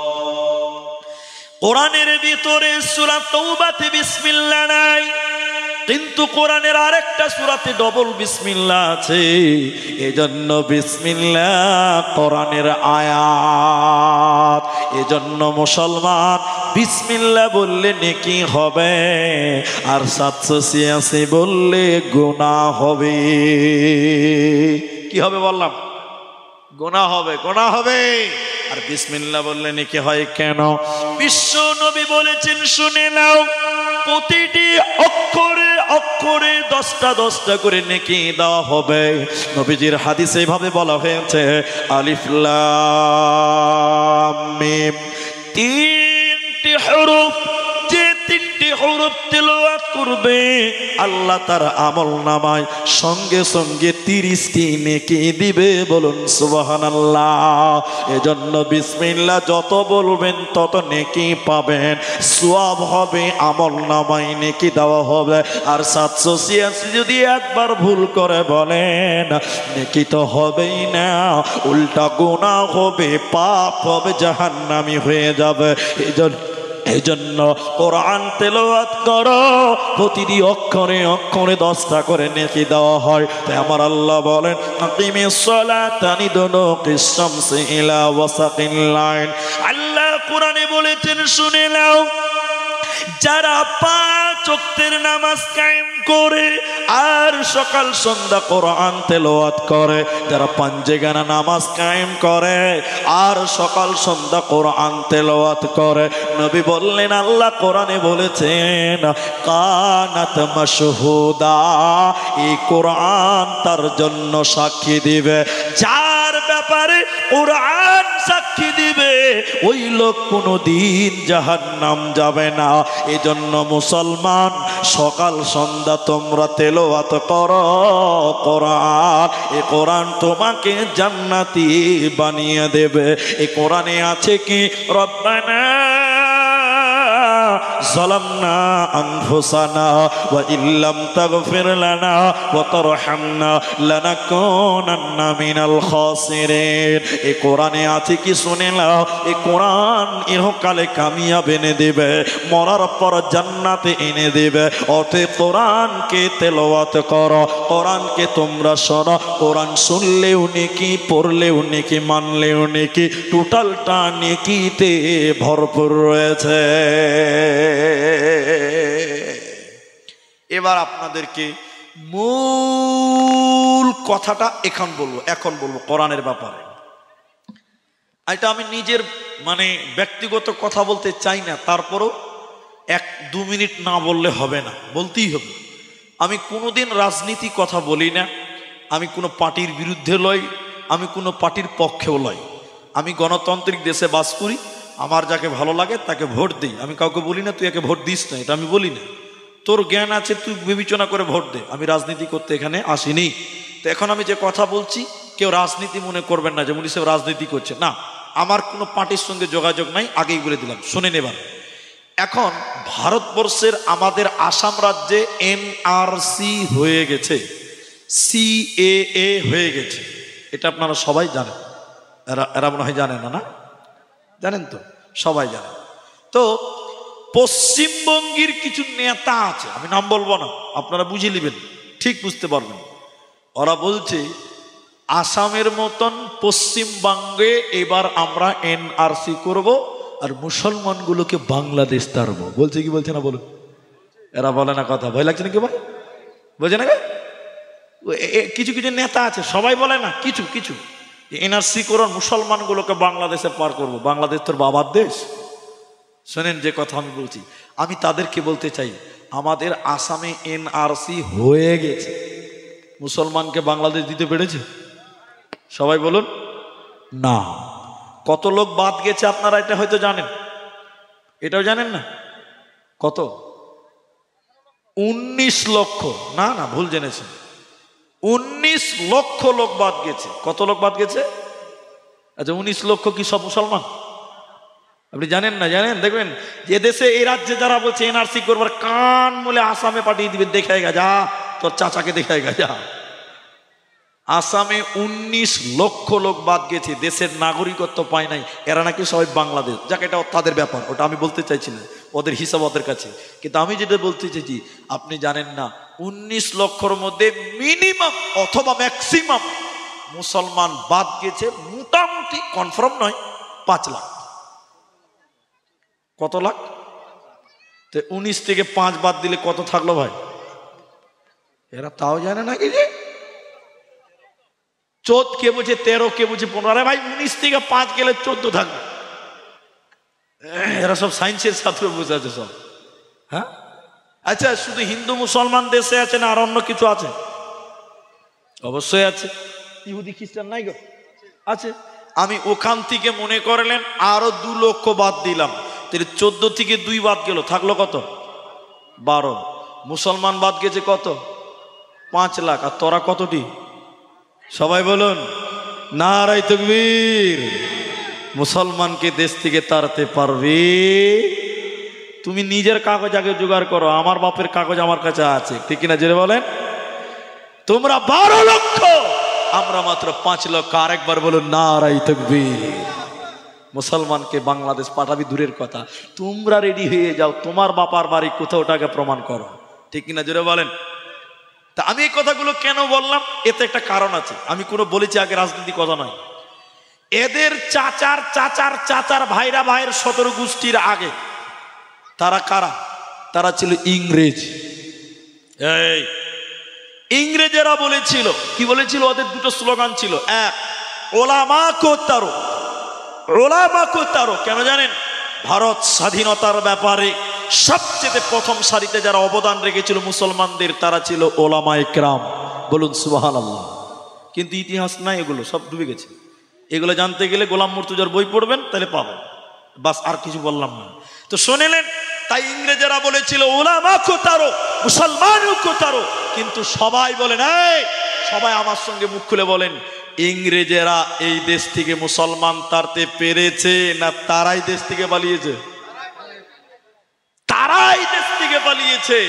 মুসলমান এদেশে ছিল, এদেশে আছে, এদেশে থাকবে। মুসলমানকে বেকানো যাবে?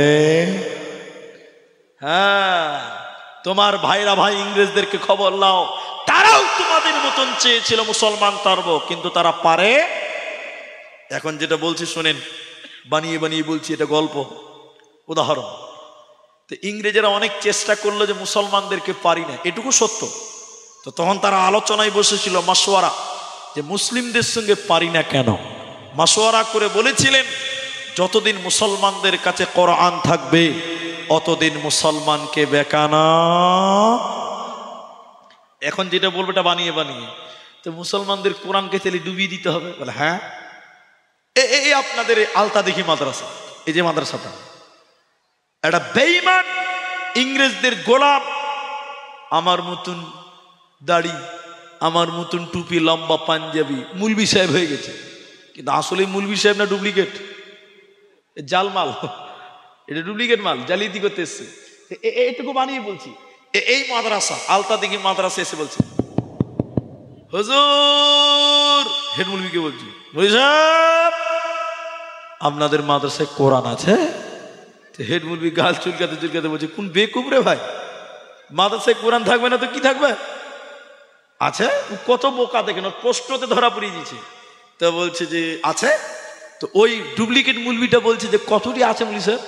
বলে অনেক আছে, তোমার কটা চাই? বলে যতটি আছে সবটি আমার দরকার। তখন কোরআন বিরুদ্ধে আন্দোলন চলছে। এর কথা শুনে মুলবি সাহেব বুঝে নিয়েছে, ডালমে কুচ, ডালমে কুচ। তখন মুলি সাহেব বলছে, দেখছি, তোমাকে কোরআন দিব, তো আগে নাস্তা করো। এই মাদ্রাসার 3টে ছেলেকে ডেকেছে, আমার দিকে টেনশন। আব্দুর রহমান কইরে বাবা? জি হুজুর। আব্দুর রহিম কইরে বাপ? জি মহা সাহেব। আব্দুল সাত্তার কইরে বাবা? 3টে ছেলে এসছে মুলি সাহেবের কাছে। এবার হেড মাওলানা বলছে, রে বেটা, তোরা তো গোটা গোটা কোরআন বুকে মুখস্থ করেছিস। হাফেজারা কোরআন মুখস্থ করে না? করে না? এবার মুলি সাহেব বলছে, রে বাবা, তোমরা তো গোটা গোটা কোরআন তোমাদের আত্মাতে জায়গা দিয়েছ। এই লোকটা বিদেশি মেহমান, নিতে এসেছে কোরআন। এই লোকটা বিদেশি মেহমান, নিতে এসেছে কোরআন। নাস্তা পানি তো মাশাআল্লাহ ভালোই হয়েছে রে বাপ। রে আব্দুর রহমান, তোমরা এবার কোরআন তাকে ডেলিভারি দিয়ে দাও। একাই পারবে কিন্তু ক্লান্ত হয়ে যাবে। আব্দুর রহমান, তুমি 1 থেকে 10 পারা শুনিয়ে দাও। রে আব্দুর রহিম, 11 থেকে 20 পারা শুনিয়ে দাও। রে আব্দুল সাত্তার, তুমি 21 থেকে 30 পারা শুনিয়ে দাও। এই 3টে ছেলে যখন বিসমিল্লাহ বলে মিনাল জিন্নাতি ওয়ান নাস বলেছে, ওই বেঈমান, ওই দালাল দাঁড়িয়ে সঙ্গে সঙ্গে তার হাতে হাত ধরে কালেমা পড়ে ঈমান এনে বলেছিল, আমাদের আলোচনা হয়েছে কোরআন কিন পুড়িয়ে দাও, জ্বালিয়ে দাও। যতদিন মুসলমানদের কোরআন থাকবে মুসলমানদের সঙ্গে লড়ে পারা যাবে না। কিন্তু আমি আল্লাহর কসম করে বলছি, মুসলমানদের থেকে কোরআনকে আলাদা করা সম্ভব হবে না। তার কারণ হলো মুসলমানেরা এই কোরআনকে তাদের আত্মাতে জায়গা দিয়েছে। আজকে পৃথিবীতে লক্ষ লক্ষ কোটি কোটি বিলিয়ন মিলিয়ন হাজার কোটি কোটি বিলিয়ন বিলিয়ন কোরআনের হাফেজ তৈরি হয়ে গেছে মুসলমান। আজকে কোরআনকে মেটানো সম্ভব হবে না। কারণ এই কোরআন যদি পুড়িয়ে ফেলেন মুহূর্তে আর একটা কোরআন তৈরি হয়ে যাবে। অতএব কোরআনকে মেটানো সম্ভব হবে না, হবে না। আল্লাহ তাবারাক ওয়া তাআলা বলেন, ইন্না নাহনু নাযালনা যিকরা ওয়া ইন্না লাহু লাহাফিযুন। আমি আল্লাহ এই কোরআনকে নাযিল করেছি বান্দা, আমি আল্লাহ জিকিরকে নাযিল করেছি বান্দা। এই কোরআনের হেফাজতের দায়িত্ব স্বয়ং আমি আল্লাহ নিয়েছি রে। অতএব কোরআনকে মেটালো যাবে না, পারবে না, পারবে না।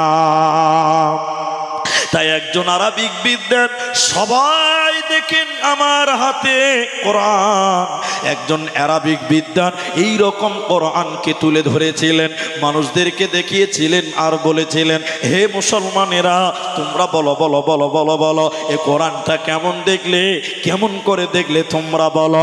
সবাই তখন বলেছিল সাদা কাগজে কালো কালিতে কোরআনটা লেখা আছে। তিনি বলেছিলেন, বন্ধুরে এ কোরআনটা এই চক্ষু দিয়ে দেখলে হবে না, কোরআনটা ঈমানের চক্ষু দিয়ে দেখো, কোরআনটা ঈমানের চক্ষু দিয়ে দেখো।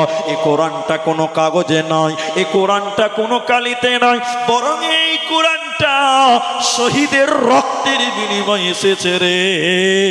এই কোরআনের জন্য কত মা বিধবা হয়েছে, এই কোরআনের জন্য কত বাচ্চা ইতিম হয়েছে, কত বোন তার ভাই হারিয়েছে রে। অতএব কোরআনটা বহু শত্রু, বহু শহীদের বিনিময়, বহু জানের বিনিময়ে এসেছে। এই কোরআনকে পৃথিবীর কেউ মেটাতে পারবে না, এরই নাম কোরআন। এবার বলেন, এটা আপনি হাতে রাখেন, এবার আপনারা বলেন এই কোরআনটা তাহলে আমাদের জানার দরকার আছে না নাই ভাই? কিছু লজ্জা পাবেন না ভাই, আমি অপমান করব না, আল্লাহর কসম করে বলছি, অপমান করার উদ্দেশ্য নয়, শুধু আমি জানতে চাইছি, দেখতে চাইছি কে কে কোরআন পড়তে পারেন, একটু হাত তোলেন। বাস, যিনি পারেন তিনি হাত তোলেন। হ্যাঁ ঠিক আছে, মানে এখানে হিসাব করতে গেলে 95% লোক পারেন, পারেন না 5% লোক পারেন, 95% তাও মনে হয় বেশি বলা হলো আমার। তো আমি 95% পারে না ধরলাম, 5% পারি ধরলাম। কিন্তু আপনাদেরকে যেটা আমি বলতে চাইছি আপনারা বলেন, সবাই বলেন, তাহলে কোরআন জানার দরকার আমাদের আছে না নাই? এতটি লোক জুড়ে বলবেন আছে না নাই? আছে। কিন্তু জানলেন না কেন? হিসাব দিতে পারবেন? পারবেন না। এখন আপনারা ওটা পরে বলছি, আরেকটু পরে বলছি। এখন যেটা আমি বলতে চাইছি, মুসলমানদের জন্য কোরআন শিক্ষা অর্জন করাটা জরুরি। কি বললাম? একটা যুক্তি দিই, এটা উপন্যাস শোনায় আপনাকে, 5 মিনিট টাইম লাগবে। আপনি খালি আমার দিকে দেখেন, উপন্যাসটা খালি আপনারা একটু লক্ষ্য করেন, তাইলে বুঝতে পারবেন উপন্যাসটা কি। হ্যাঁ, আমি আপনাদের উপন্যাসটা বলি, তো সেটা হচ্ছে কি, এক দার্শনিক গেছে ওই ফারাক্কা নদীতে ঘুরতে। দার্শনিক বুঝেন তো আপনারা? পণ্ডিত লোক শিক্ষিত লোক। ও সমুদ্রে মানে ওই নদী গেছে, ফারাক্কা নদী ঘুরতে গেছে, দেখি একটু ঘুরে বেড়ায়। দার্শনিক মানুষের ঘোরাঘুরি করতে পছন্দ করে। ও যখন নৌকাতে উঠেছে তো নৌকাতে উঠে ভাবছে, হেরে লুডু নাই, টাস নাই, ক্রাম নাই, কিচ্ছু নাই। তো দার্শনির মুখ তো আর বন্ধ থাকবে না, আবার ওগুলো প্যাক প্যাক করে বকবে, অত বাস। তো সময়টা পার হবে কি করে রে? তেন বলছে মাঝির সঙ্গে তাহলে একটু দোষ লাগিয়ে দিই, তাহলে তো টাইমটা পাস হয়ে যাবে। আপনারা আমার দিকে বুঝতে পারছেন কথা, আমার বুঝতে পারছেন তো? এবার দার্শনিক মাঝিকে বলছে, মাঝি ভাই। মাঝি বলছে জি ভাই। দার্শনিক বলছে, এরে মাঝি গোগল বুঝিস? গোগল? আচ্ছা বলুন। মাঝি কোনোদিন গোগল বুঝবে? মাঝি তখন বলছে, ভাই আমি কোনোদিন লেখাপড়া করিনি, কোনো স্কুল মাদ্রাসা মসজিদ কোনো জায়গায় লেখাপড়া করিনি, অতএব আমাকে এগুলো জিজ্ঞাসা করিয়েন না, আমি এগুলো জানি না। তো এর উত্তর শুনে দার্শনিক আহ আহ আহ আহ আহ আহ আহ আহ কলজা ঠান্ডা করে জি ভরে হাসছে, মজা লিছে। কি লিছে? এরা বলে না মজা লিছে। বলছে মাঝি রে, তোর জীবনটা 4 আনায় মিছে। মানুষের জীবন কয় আনা ভাই? 16 আনা। 4 গেল, থাকলো কত? 12। ফের খানিকক্ষণ পর দার্শনিক বলছে, মাঝি বিজ্ঞান বুঝো? বিজ্ঞান? বিজ্ঞান? হ্যাঁ, আমাকে এগুলো কি জিজ্ঞাসা করছো ভাই? আমি স্কুল কলেজ কোন রেজে পড়াশোনা করি না। ও তখন বলছে আহ আহ আহ আহ আহ আহ আহ তোর জীবনটা 8 আনায় মিছে। আর কত থাকলো ভাই? 8 আনা। মাঝি লক করে আছে। ফের দার্শনিক বলছে, মাঝি রে ইতিহাস বুঝো? ইতিহাস?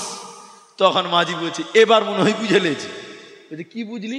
কইছে আমি যখন বিয়ে করেছিলাম আমার শাশুড়ি মামাকে রাজহাঁস রান্না করে খিলিয়েছিল, ওটাই কি ইতিহাস? মাঝির উত্তর শুনে দার্শনিক আহ আহ আহ আহ আহ আহ আহ হাসতে হাসতে বলছে, তোর জীবনটা 12 আনায় মিছে। আর কত থাকলো ভাই? এমন টাইমে নৌকা নদীর মাঝখানে চলে গেছে, একদম মাঝখানে। আমার দিকে দেখেন, কালো মেঘ, ঝড়, একদম নৌকা থাই থাই থাই, মানে ইংরেজিতে ড্যান্স করছে আর কি। নৌকা ডুববে ডুববে অবস্থা, নদীর পানি থাই থাই করছে, কালো মেঘ বিজলি চমকাচ্ছে। দার্শনিকের কইলজা ভাই ভয় এখানে চলেছে। দার্শনিক নৌকার মাঝির কানে কানে দিয়ে বলছে, মাঝি নৌকা ডুববে নাকি ভাই? নৌকা ডুববে? মাঝি বলছে, এদিকে এদিকে এদিকে এদিকে, ইতিহাস জানো, ভূগোল জানো, বিজ্ঞান জানো, আর্টস জানো, কমার্স জানো, সায়েন্স জানো, ইংরেজি জানো, বাংলা জানো, সাঁতার জানো বাবু? খালি বলেছে সাঁতার জানো বাবু। দার্শনিকের মুখের কথা বন্ধ। মূর্খ মাঝি বলে, বাবু এখন কেন কাবু? টুক করে নৌকা ডুবে গেছে। যেই নৌকা ডুবে গেছে, মাঝি তোর দাদুর কাছ থেকে নৌকা চালা শিখে মানে কত শিয়ানা হয়ে আছে। ও ঝড়ের গতিতে সাঁতার কাটতে কাটতে বাবলার ডাল ধরে বলছে, দেখি প্যাসেঞ্জারের খবর নেই, টাকা তো দিলেই না। হ্যাঁ, প্যাসেঞ্জারের খবর নিয়ে দেখছে বিনা ভিসা পাসপোর্টে মাল বাংলাদেশ ঢুকছে। বন্ধুরে আমার, আমি যেটা বলতে চাইছি, দুনিয়াতে ইংরেজি জানো, বিজ্ঞান জানো, দরকার দরকার আছে আছে আছে আছে আছে। ইংরেজি জানো, বিজ্ঞান জানো, আর্টস জানো, কমার্স জানো, সায়েন্স জানো, ভূগোল জানো, আর কিছু জানো, আর কিছু জানো। যেদিন কিয়ামতের ঝড় উঠবে রে, আজরাইল বলবে কোরআন জানো বাবু। কি বলবেন বলেন? কি উত্তর আছে আপনার কাছে বলেন? আমাদেরকে শোনান, আজরাইলকে খানিক পরে শোনাবেন, আমরা আগে শুন। যেদিন ফেরেশতা বলবে কোরআন জানো বাবু, সেদিন কি বলবেন শুনেন। উত্তর সেদিন দিতে পারবে না, সেদিন বাঁচার উপায় রবে না। এজন্য প্রত্যেকটা মুসলিমের অতটুকু জ্ঞান অর্জন করা বাধ্যতামূলক। যতটুকু না করলে সে নিজে চলতে পারে না, ও নিজে আমাল করতে পারে না। অতটুকু জ্ঞান অর্জন করা ফরজ। সামনে রমজান মাস, কোরআন নাজিলের মাস, বিশ্বনবী কোরআন তেলাওয়াত করে জিবরাইলকে শোনাতেন, জিবরাইল নবীজিকে শোনাতেন। আর আপনি কি করবেন? আপনি কোরআন পড়বেন, কোরআন শুনবেন। শুধু তাই নয়, যখন নামাজ পড়বেন রাতের বেলায় একা একা, তখন বেশি বেশি করে কোরআন তেলাওয়াত করবে। আল্লাহ তোমার আমলনামাতে নেকি দিবে, বলুন সুবহানাল্লাহ। বিশ্বনবী এ ব্যাপারে বলেন, তিনটি হাদিস আপনাকে শোনাই, এ ব্যাপারে শোনেন। এক নাম্বার, নবীজি বললেন, শোনো, তোমাদের ভিতরে কে এমন আছে যে চাইবে তার বাড়িতে তিনটি গর্ভধারিণী উট যেন হয়ে যায়? কে চাও তোমাদের বাড়িতে তিনটা উট থাকবে, যে উট বাচ্চা দেয়? সাহাবীরা বলছে, হুজুর এরকম সুযোগ পাইলে কে ছাড়বে? কে চাইবে না গো? আপনারা চাইবেন না? নবীজি বলছেন, চাইছো তো শুনে নাও, তোমরা নামাজে কমসে কম তিনটি আয়াত তেলাওয়াত করবে। ওই তিনটি আয়াত তিনটা গর্ভধারিণী উটের চাইতেও আল্লাহর কাছে মূল্য বেশি, বলুন সুবহানাল্লাহ। দ্বিতীয় নম্বরটা শোনেন, এদিকে দ্বিতীয় নম্বর শোনেন। নবীজি বললেন, কেউ যদি নামাজে 10টা আয়াত তেলাওয়াত করে, কটা আয়াত? 10টা আয়াত। নবীজি বলছেন, এই লোককে যেন অলস বলে গণ্য করা হবে না।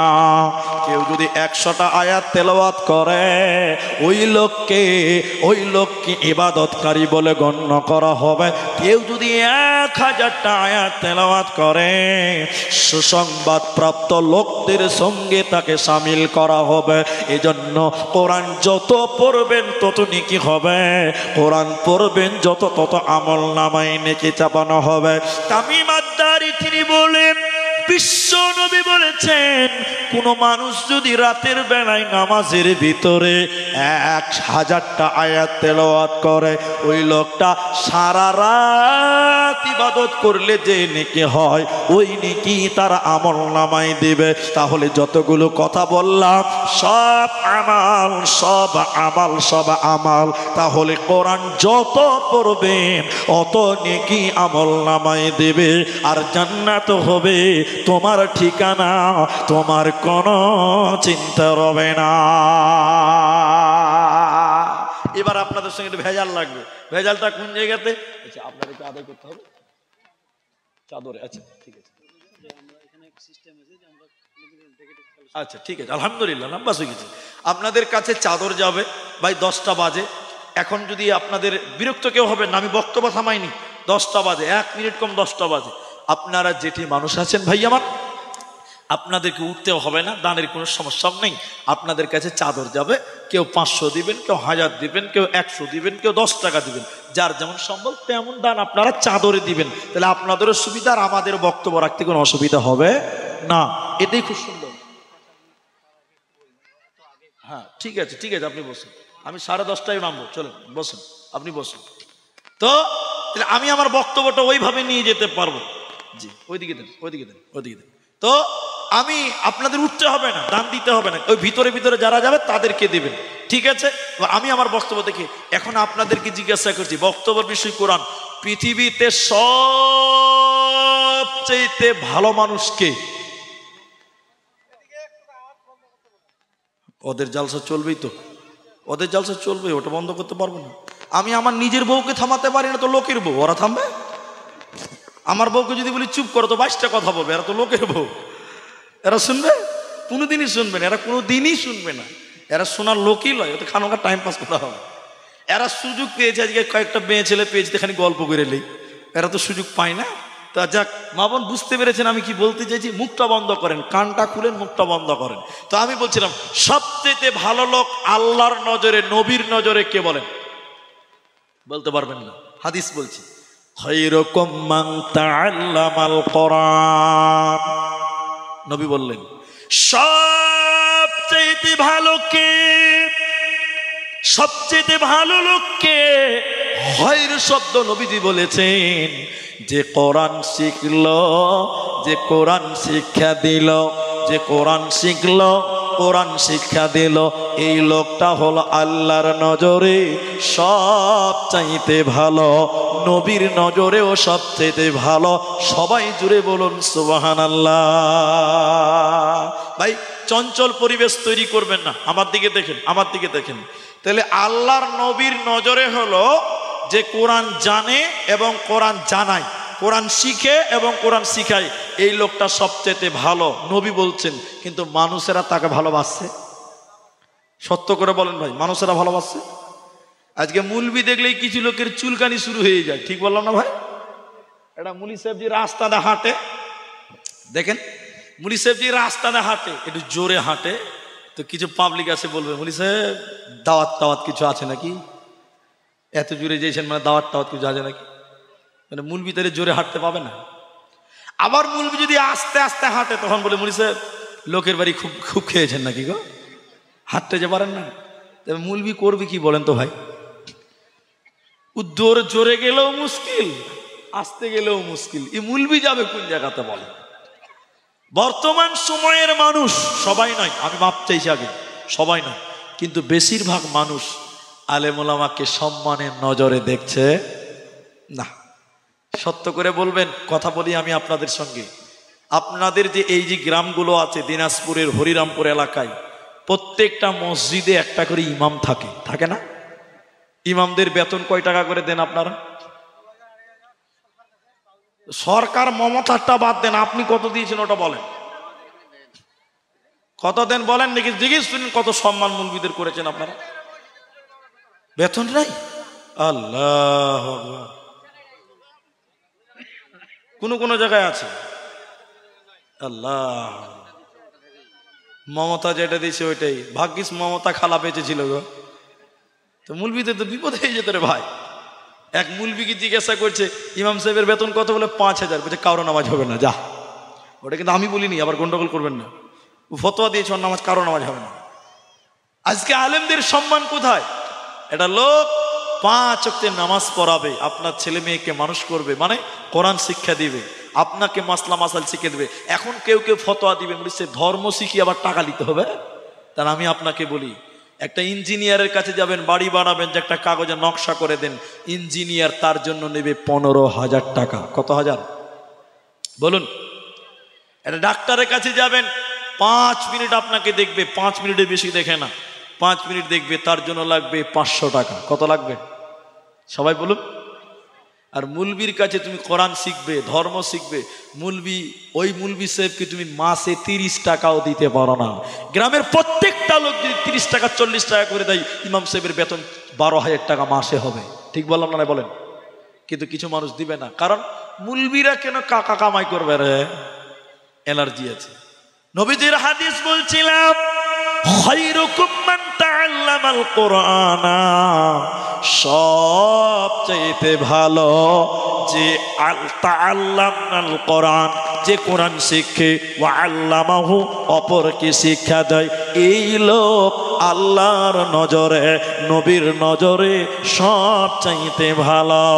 এই জন্য সাহাবীরা বলতেন কি, তাআল্লামনাল ঈমান সুম্মা তাআল্লামনাল কুরআন। নবীদের সাহাবীরা বলতেন, নবীজি সর্বপ্রথম আমাদের ঈমান শিক্ষা দিয়েছে, এরই পরে আমাদের শিক্ষা দিয়েছে কোরআন। তাহলে ঈমানের পরে সাহাবীদের শিক্ষা দেওয়া হয়েছে কোরআন। এবার চলেন কোরআনের প্রতি তাদের কেমন আগ্রহী ছিল, কেমন তাদের মহব্বত ছিল, আজকের মুসলমানের মহব্বতটা কেমন। মা আমার এই দিকে টেনশন হন, এই ঘটনাটা শুধু আপনাদের বলতে চাই। বিশ্ব নবী যখন মক্কা ছেড়ে মদিনা চলে গেল, নবী যখন মদিনা মানওয়ারা গেলেন, নবীজি যখন মদিনা চলে গেলেন, মক্কাতে একটা ছেলে, ওই ছেলেটার নাম ছিল আব্দুল উজ্জা। আব্দুল উজ্জাকে, আব্দুল উজ্জা তার নিজের বাবা বেঁচে ছিল না, চাচার কাছে মানুষ হয়েছিল, চাচা লালন পালন করেছিল। বানিয়েছিলেন, বড় লোক বানিয়েছিলেন, চাচাও বড় লোক ছিল। আব্দুল উজ্জার মনে মনে মোহাম্মদ ভালো লাগে, ইসলাম ভালো লাগে, কোরআন ভালো লাগে। নবীজি যখন মদিনা চলে গেলেন, আব্দুল উজ্জা তার চাচাকে দিয়ে বললেন, চাচা যান, আমি নবীজির কাছে যেতে চাই, আমি ইসলাম কবুল করব। আপনি কি বলছেন বলেন, আপনিও কি ঈমান আনবেন নাকি বলছেন বলেন?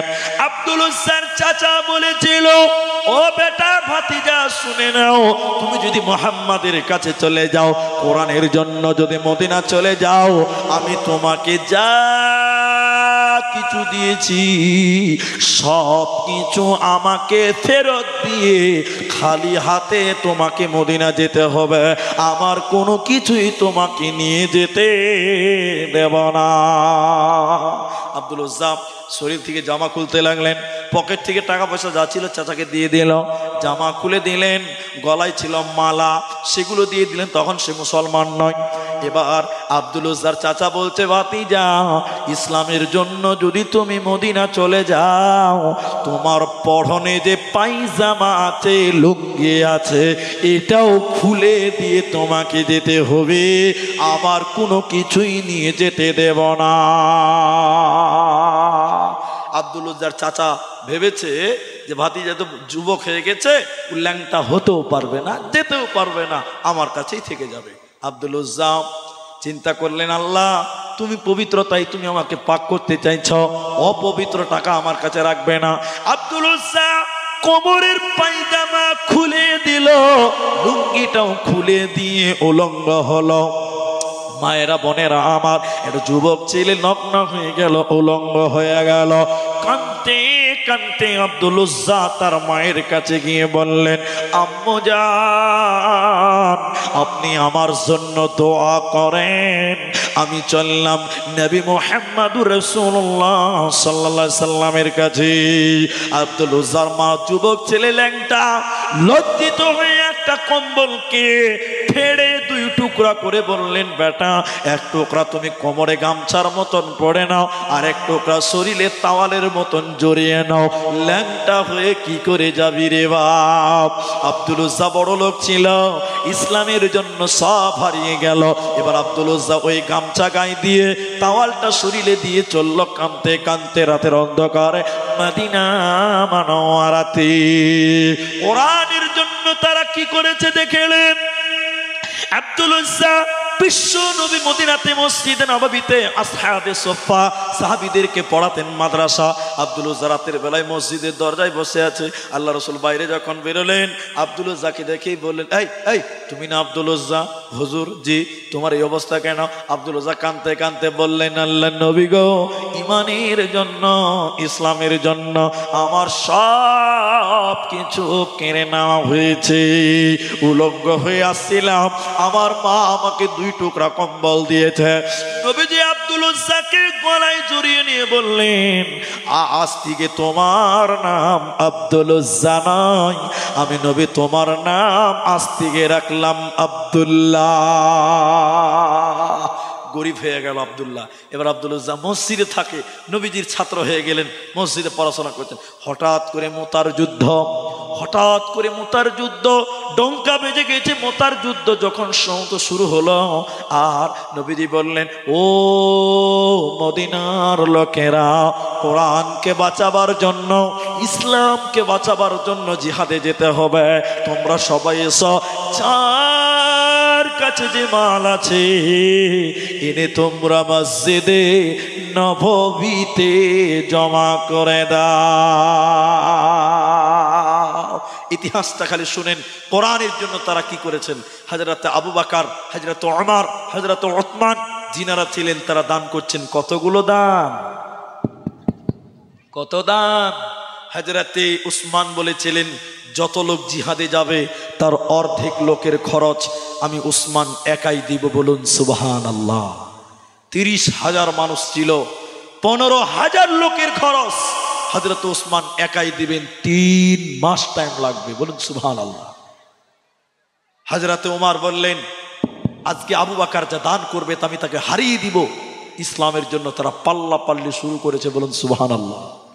হযরত আবু বকর দান দিলেন, নবীজি বললেন, আবু বকর তুমি কি দিলে ইসলামের জন্য বলো, কোরআনের জন্য তুমি কি দান করলে বলো, ওমর তোমাকে চ্যালেঞ্জ করেছে, তোমাকে হারিয়ে দিবে।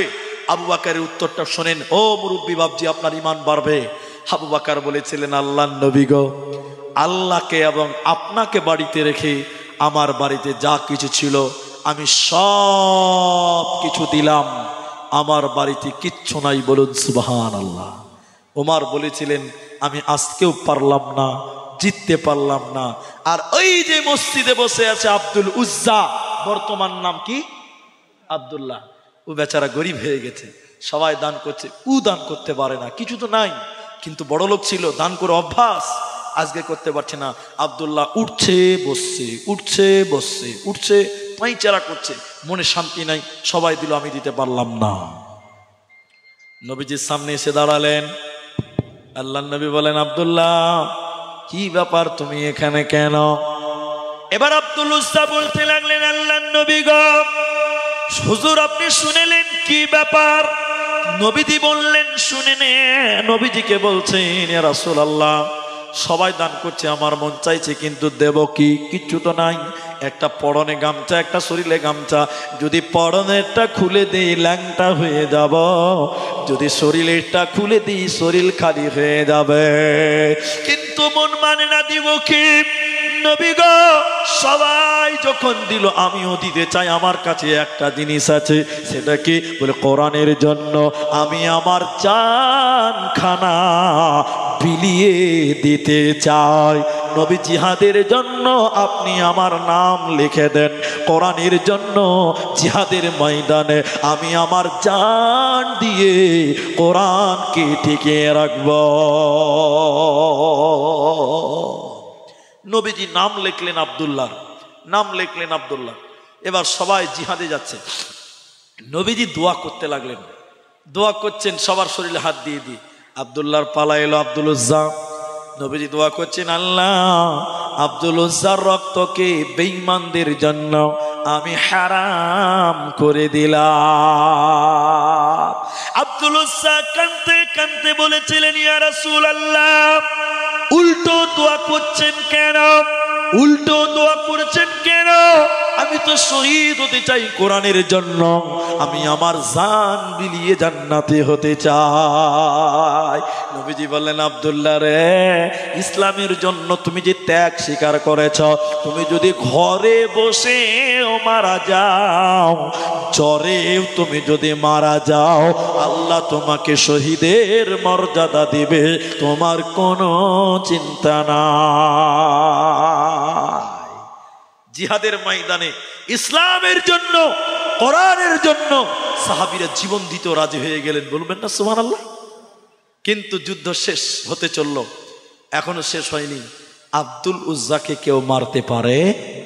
কারণ নবী দোয়া করে দিয়েছে, তো মারতে পারবে না।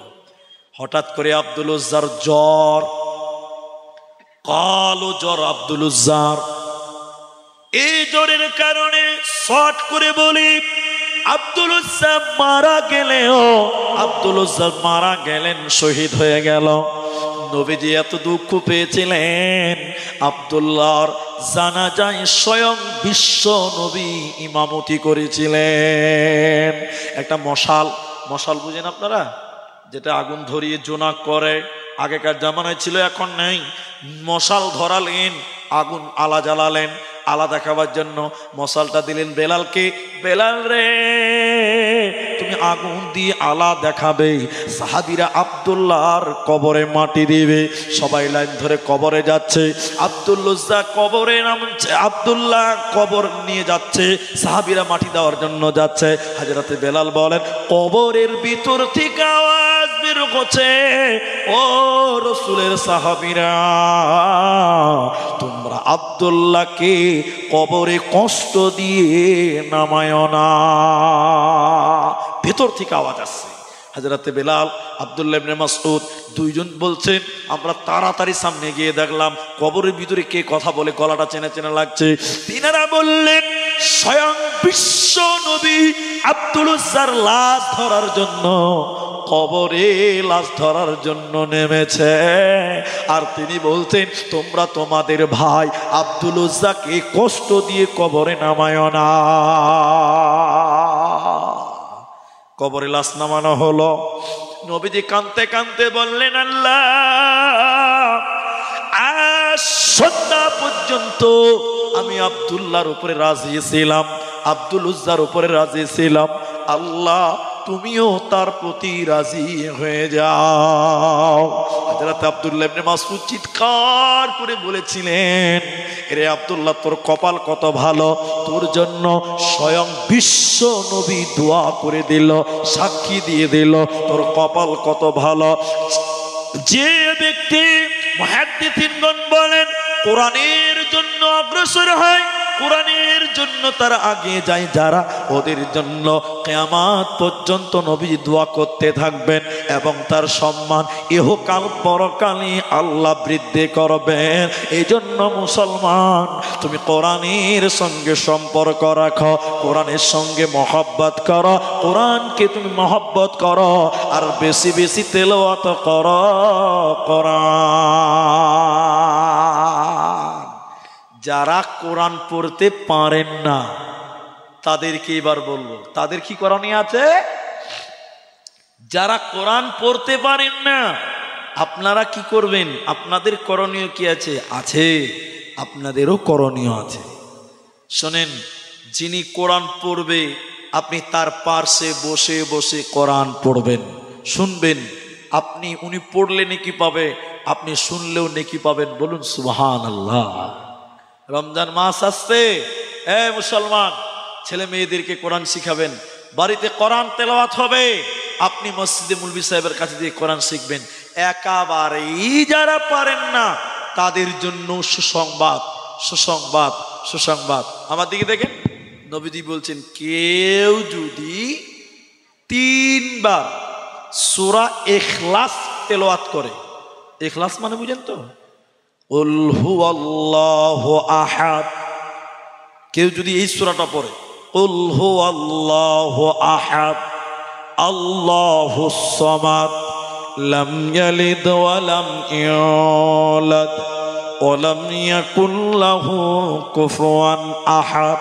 নবী বলেন, কেউ যদি এই সূরা 3 বার দিনে তেলাওয়াত করে, গোটা কোরআন খতম করলে যে নেকি হয়, ওই নেকি তার আমল নামায় দেওয়া হবে।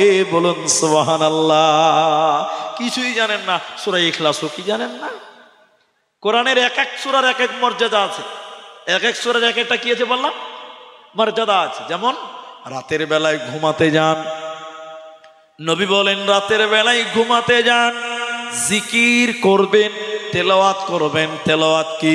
সূরা নাস, সূরা ফালাক, সূরা ইখলাস, সূরা কাফিরুন, এগুলো আপনি তেলাওয়াত করবেন, নির্দিষ্ট দোয়া পড়বেন। শুধু তাই নয়, কেউ যদি রাত্রি বেলায় শোয়ার আগে সূরা মুলক তেলাওয়াত করে, তাবারাকাল্লাযী বিয়াদিহিল মুলক, নবী বলেন এই লোকের কবরে শাস্তি হবে না। বলুন সুবহানাল্লাহ। এখন আপনার ছেলেটা 5 বছর, ছেলেটা 3 বছর, কোরআন পড়তে পারে না, পারবেও না, বয়স হয়নি। আপনি মা, আপনি পড়বেন, আপনি পড়বেন, শোনাবেন। কিন্তু এখনকার মায়েরা ভাই কোরআন শোনায় না। ছেলে যখন ঘুমাতে যাচ্ছে বলছে, বেটা দোয়া পড়ো। বলে দোয়া কি? বলে গুড নাইট। ইংরেজিতে দোয়া চলছে, দোয়া নেই। আল্লাহুম্মা বিসমিকা আমুতু, দোয়া নেই। এই কোরআনের প্রত্যেকটা এক একটা সূরার এক একটা মুজিজা আছে। সর্বশেষ যে পাঠটা আপনাকে শোনাতে চাই, এই কোরআন সম্পর্কে আলোচনা করতে যে কোরআনের আর একটা সূরা আছে, সূরাটার নাম সূরা ফাতিহা। ওই ফাতিহার নাম হলো শিফা। কোরআনের আর একটা নাম শিফা। কি বললাম? শিফা মানে আরোগ্য দানকারী। কোরআন দিয়ে, আমি বলেছি তাবিজ নয়, কোরআন দিয়ে ঝাড়ফুঁক করতে হবে। কি করতে হবে? শোনেন, কাজে লাগবে। এটা শেষ পাঠ। আমি আপনাদের জন্য দোয়া করার অন্তিম মুহূর্তে গুরুত্বপূর্ণ কথা বলি। আপনার ছেলেটা কান্নাকাটি করছে, মুলবি সাহেবের কাছে যে তেল নিয়ে গেছেন, যে মুলবি সাহেব একটু ফু দিয়ে দাও। আপনি ইমাম সাহেবের কাছে যে বলছে, মুলবি সাহেব একটু ঝেড়ে দাও। আজ থেকে মুলবির কাছে যেতে হবে না, আপনি নিজেই কবিরাজ হয়ে যাবেন, নিজেই ঝাপতে পারবেন। হাদিসের ভিতরে হচ্ছে সূরা ফাতিহা এক এক সূরার এক এক গুরুত্ব। শুধুমাত্র সূরা ফাতিহা 360টা রোগের শিফা দান করতে পারে, বলুন সুবহানাল্লাহ। যেমন এমন হাদিস শোনেন, আল্লাহর নবী কিছু সাহাবীকে পাঠালেন অন্য দেশে, বিদেশে। তখন ইসলাম স্বাধীন হয়নি, মক্কা স্বাধীন হয়নি। নবী যেটা চিঠি পাঠিয়েছিলেন ওই দেশের বাদশাকে দিবে, ওই চিঠিতে নবী যে আবেদন করেছিলেন যে আমার এই লোকগুলোকে আপনার দেশে পাঠালাম, আপনি তাদের সহযোগিতা করবেন, তাদের থাকা খাওয়ার ব্যবস্থা করবেন। শোনেন, সাহাবীরা গেলেন, ওই দেশের বাদশাকে যে চিঠি দিলেন, বাদশা চিঠি পড়লেন, পড়ে বলছে না, আমরা তোমাদেরকে থাকতে দেব না, তোমাদেরকে খেতেও দিব না, তোমরা আমার গির্জা থেকে বেরিয়ে যাও। সাহাবীরা মাঠে চলে গেছিলেন, মাঠে খোলা মাঠে গিয়ে তাম্বু টেনেছিলেন। তাম্বু বুঝেন তো? তাম্বু টানিয়ে সাহাবীরা সেখানে রাত দিন পার করছে, কারণ দেশ থেকে চলে এসেছে, এদেশেও থাকতে দিচ্ছে না, খেতে দিচ্ছে না, কষ্ট করে তারা রাত পার করছে। হঠাৎ করে যে বাদশা তেরে দিল, থাকতে দিল না, ওই বাদশাকে সাপে কেটেছিল। কিসে কেটেছিল বললাম? সাপে কেটেছিল। এখন বাদশার যারা মানে যে সৈন্যগুলো, ওরা ডাক্তার কবিরাজ করতে যান কয়লা, কিন্তু পেশেন্ট ভালো। শেষের বেলায় এই রাজার লোকেরা এসে তাম্বুর তোলে এসে বলছে, ও ভাইরা, তোমাদের মধ্যে কেউ কবিরাজ আছে ভাই? তখন এ সাহাবীরা বলছে, কি হয়েছে আগে ওটা বলো। বলছে সাপে কেটেছে রাজাকে, বাদশাকে সাপে কেটেছে। তাহলে একটা সাহাবী বলছে যে আমি কবিরাজ আছি, আমি পারবো ঝাড়তে, কিন্তু একটা শর্ত আছে। কি আছে বললাম? শর্তটা কি জানেন? শর্ত জানেন? 100টা ছাগল লাগবে। কটা লাগবে? থাকতে দিবি না, এবার সুদে আসলে তুলবো, চান্স পেয়েছি এবার। বলছে 100টা ছাগল লাগবে, রাজি আছো? তখন বাদশার ব্যাপার, বলছে রাজি আছি মানে তুই তো আগে ভালো কর না, তোকে ছাগল দিয়ে গেড়ে ফেলে দিবি। জি, এবার সাহাবী চলে গেছে, এদিকে কোরআন পড়ছে আর ফু দিয়ে ঝাড়ছে। আল্লাহর ভরসায়, আল্লাহর দয়ায় সাপের বিষ সতে নেমে গেল, বলুন সুবহানাল্লাহ। 100টা ছাগল নিয়েছে। এরা এখন সাহাবীর এবার কনফিউশনে পড়ে গেছে যে খাবারটা খাওয়া যাবে কি যাবে না, নবী কি না জিজ্ঞাসা করে খাওয়াটা চলবে কি চলবে না, ঠিক হবে কি হবে না। এরা ছাগল নিয়েও বিপদে পড়ে গেছে, খেতে পাচ্ছে না। তো তখন তার টেলিফোন ছিল না যে হ্যালো জি, এখন তো এখান থেকে ফোন করবেন হ্যালো, তখন তার ওই সিস্টেম ছিল না। এরা রাত দিন পার করছে, এরা চলে এলো বিশ্বনবীর কাছে, খবর এলো। এইরকম দেখেন কোরআনের কি গুরুত্ব, দেখেন মর্যাদাটা দেখেন। বিশ্বনবীর কাছে খবর এলো, নবীজি সাহাবীকে ডেকে বললেন, এই তুমি ফের কখন থেকে কবিরাজ? তুমি যে কবিরাজ ওটা তো আমি জানি না, তুমি ফের কবে থেকে কবিরাজ? তখন বলছে কেমন ফের কবিরাজ? আমি কবিরাজ টবিরাজ লয়, তো সাপের ব্যথা যে নামিয়ে দিয়েছো কি বলেছিলা? ইয়া রাসূলুল্লাহ, বেশি কিছু নয়, শুধুমাত্র সূরাতুল ফাতিহা। সূরা ফাতিহা বুঝেন তো? আলহামদুলিল্লাহি রাব্বিল আলামিন, এই সূরাটা পড়ে আমি ফু দিয়েছিলাম, আল্লাহর উপরে ভরসা করেছিলাম, আল্লাহ সাপের বিষ সঙ্গে সঙ্গে নামিয়ে দিয়েছিল, বলুন সুবহানাল্লাহ। এবার সাহাবী বলছেন, আল্লাহর নবী, বিনিময় 100টা ছাগল পেয়েছি, খাওয়া যাবে? নবীজি বলছে খাওয়া যাবে মানে ওই 100টা তোমরা যখন ভাগ করবে আমার জন্য 1 ভাগ রাখবে, বলুন সুবহানাল্লাহ। নবীজি বলেছিলেন আমার জন্য 1 ভাগ। কোরআনের নাম শিফা। আপনি এই কোরআন দিয়ে ঝাড়ফুঁক করেন, সব রোগের চিকিৎসা কোরআনের ভিতরে আছে। হয়তো আপনি জানেন না, হয়তো বা আমি জানি না, কিন্তু কোরআনের সবকিছুই আছে। এজন্য কোরআনের নাম শিফা, সূরা ফাতিহার নাম হলো শিফা। এই ফাতিহা দিয়ে আপনার ছেলেদেরকে, আপনার সন্তানদেরকে, আপনি নিজের বাড়িতে জিন, দুষ্ট জিন আছে, বাড়িতে শয়তানের প্রভাব আছে, সূরা আল ইমরানের শেষের 3টি আয়াত, সূরা বাকারার শেষের, সূরা আল ইমরানের শেষের 3টি আয়াত আপনি পাঠ করবেন, ওই বাড়িতে শয়তান কিছুই করতে পারবে না, শয়তান প্রভাব খাটাতে পারবে না। তাহলে কোরআনটা আল্লাহ শুধুমাত্র মানুষের কল্যাণের জন্য আল্লাহ দিয়েছে। তাই আমার আল্লাহ বলেন, হুদাল লিন্নাস ওয়া বাইয়িনাতিম মিনাল হুদা ওয়াল ফুরকান। সুস্পষ্ট পথ প্রদর্শক হিসাবে আল্লাহ মানুষকে কোরআন দিয়েছেন, বলুন সুবহানাল্লাহ। শেষের বেলায় এসে আপনার সঙ্গে জরুরি দুটি কথা আছে আমার, অত্যন্ত জরুরি কথা। সেই কথার মধ্যে একটি হলো এই রকম যে এখানে কিছু কিছু মানুষ আছেন এখন বয়স হয়ে গেছে 60 বছর, সূরা ফাতিহাটাও পড়তে পারে না। আমি ঠিক বললাম না নাই বলেন? অনেক মানুষ আছে এরকম, সূরা ফাতিহাও পারে না। আমি এটা বলবো না, সোশ্যাল মিডিয়ার জামানা তো, ঘরেও ক্যাসেট বাজে, মানে আমাদের লোকও কোরআন আমার বক্তব্য শুনে। তো আমাদের এক আত্মীয়র মধ্যেই, ওটা আমি আর প্রকাশ করলাম না, এই পর্যন্ত শেষ। উনি নামাজ পড়েন না, আত্মীয় বলতে কুটুমের মধ্যে আর কি, নামাজ পড়েন না। তা আমি একদিন তাকে বললাম যে আপনি নামাজ পড়েন না কেন? আপনি শিক্ষিত মানুষ, এমনি জেনারেল শিক্ষিত মানুষ, সব বুঝেন, তো নামাজ পড়েন না কেন? তখন আমাকে লজ্জিত হয়ে বলছেন যে আসলে আমি কিছু জানি না, মানে কোরআন হাদিসের কিচ্ছু জানি না, নামাজটা পড়বো কি বলে ওটাও জানি না। তখন আমি বলেছিলাম, ও বলছে যে সূরা ইখলাসটা জানি। কি জানি? ইখলাস মানে কুল হুয়াল্লাহু আহাদ। আমি বলছি ওটাই আমাকে শোনান। আল্লাহুস সামাদ, সূরা ইখলাস পড়তে পড়তে 3 আয়াতে 3 বার ভুল। এরকম মানুষ পৃথিবীতে আছে। আচ্ছা, সারা জীবন জানি না বলে চলবে? সবাই বলুন, সারা জীবন জানি না বলে আল্লাহ শুনবে? শুনবে না। তাহলে জানি না কথাটা চলবে না, জানার চেষ্টা করতে হবে।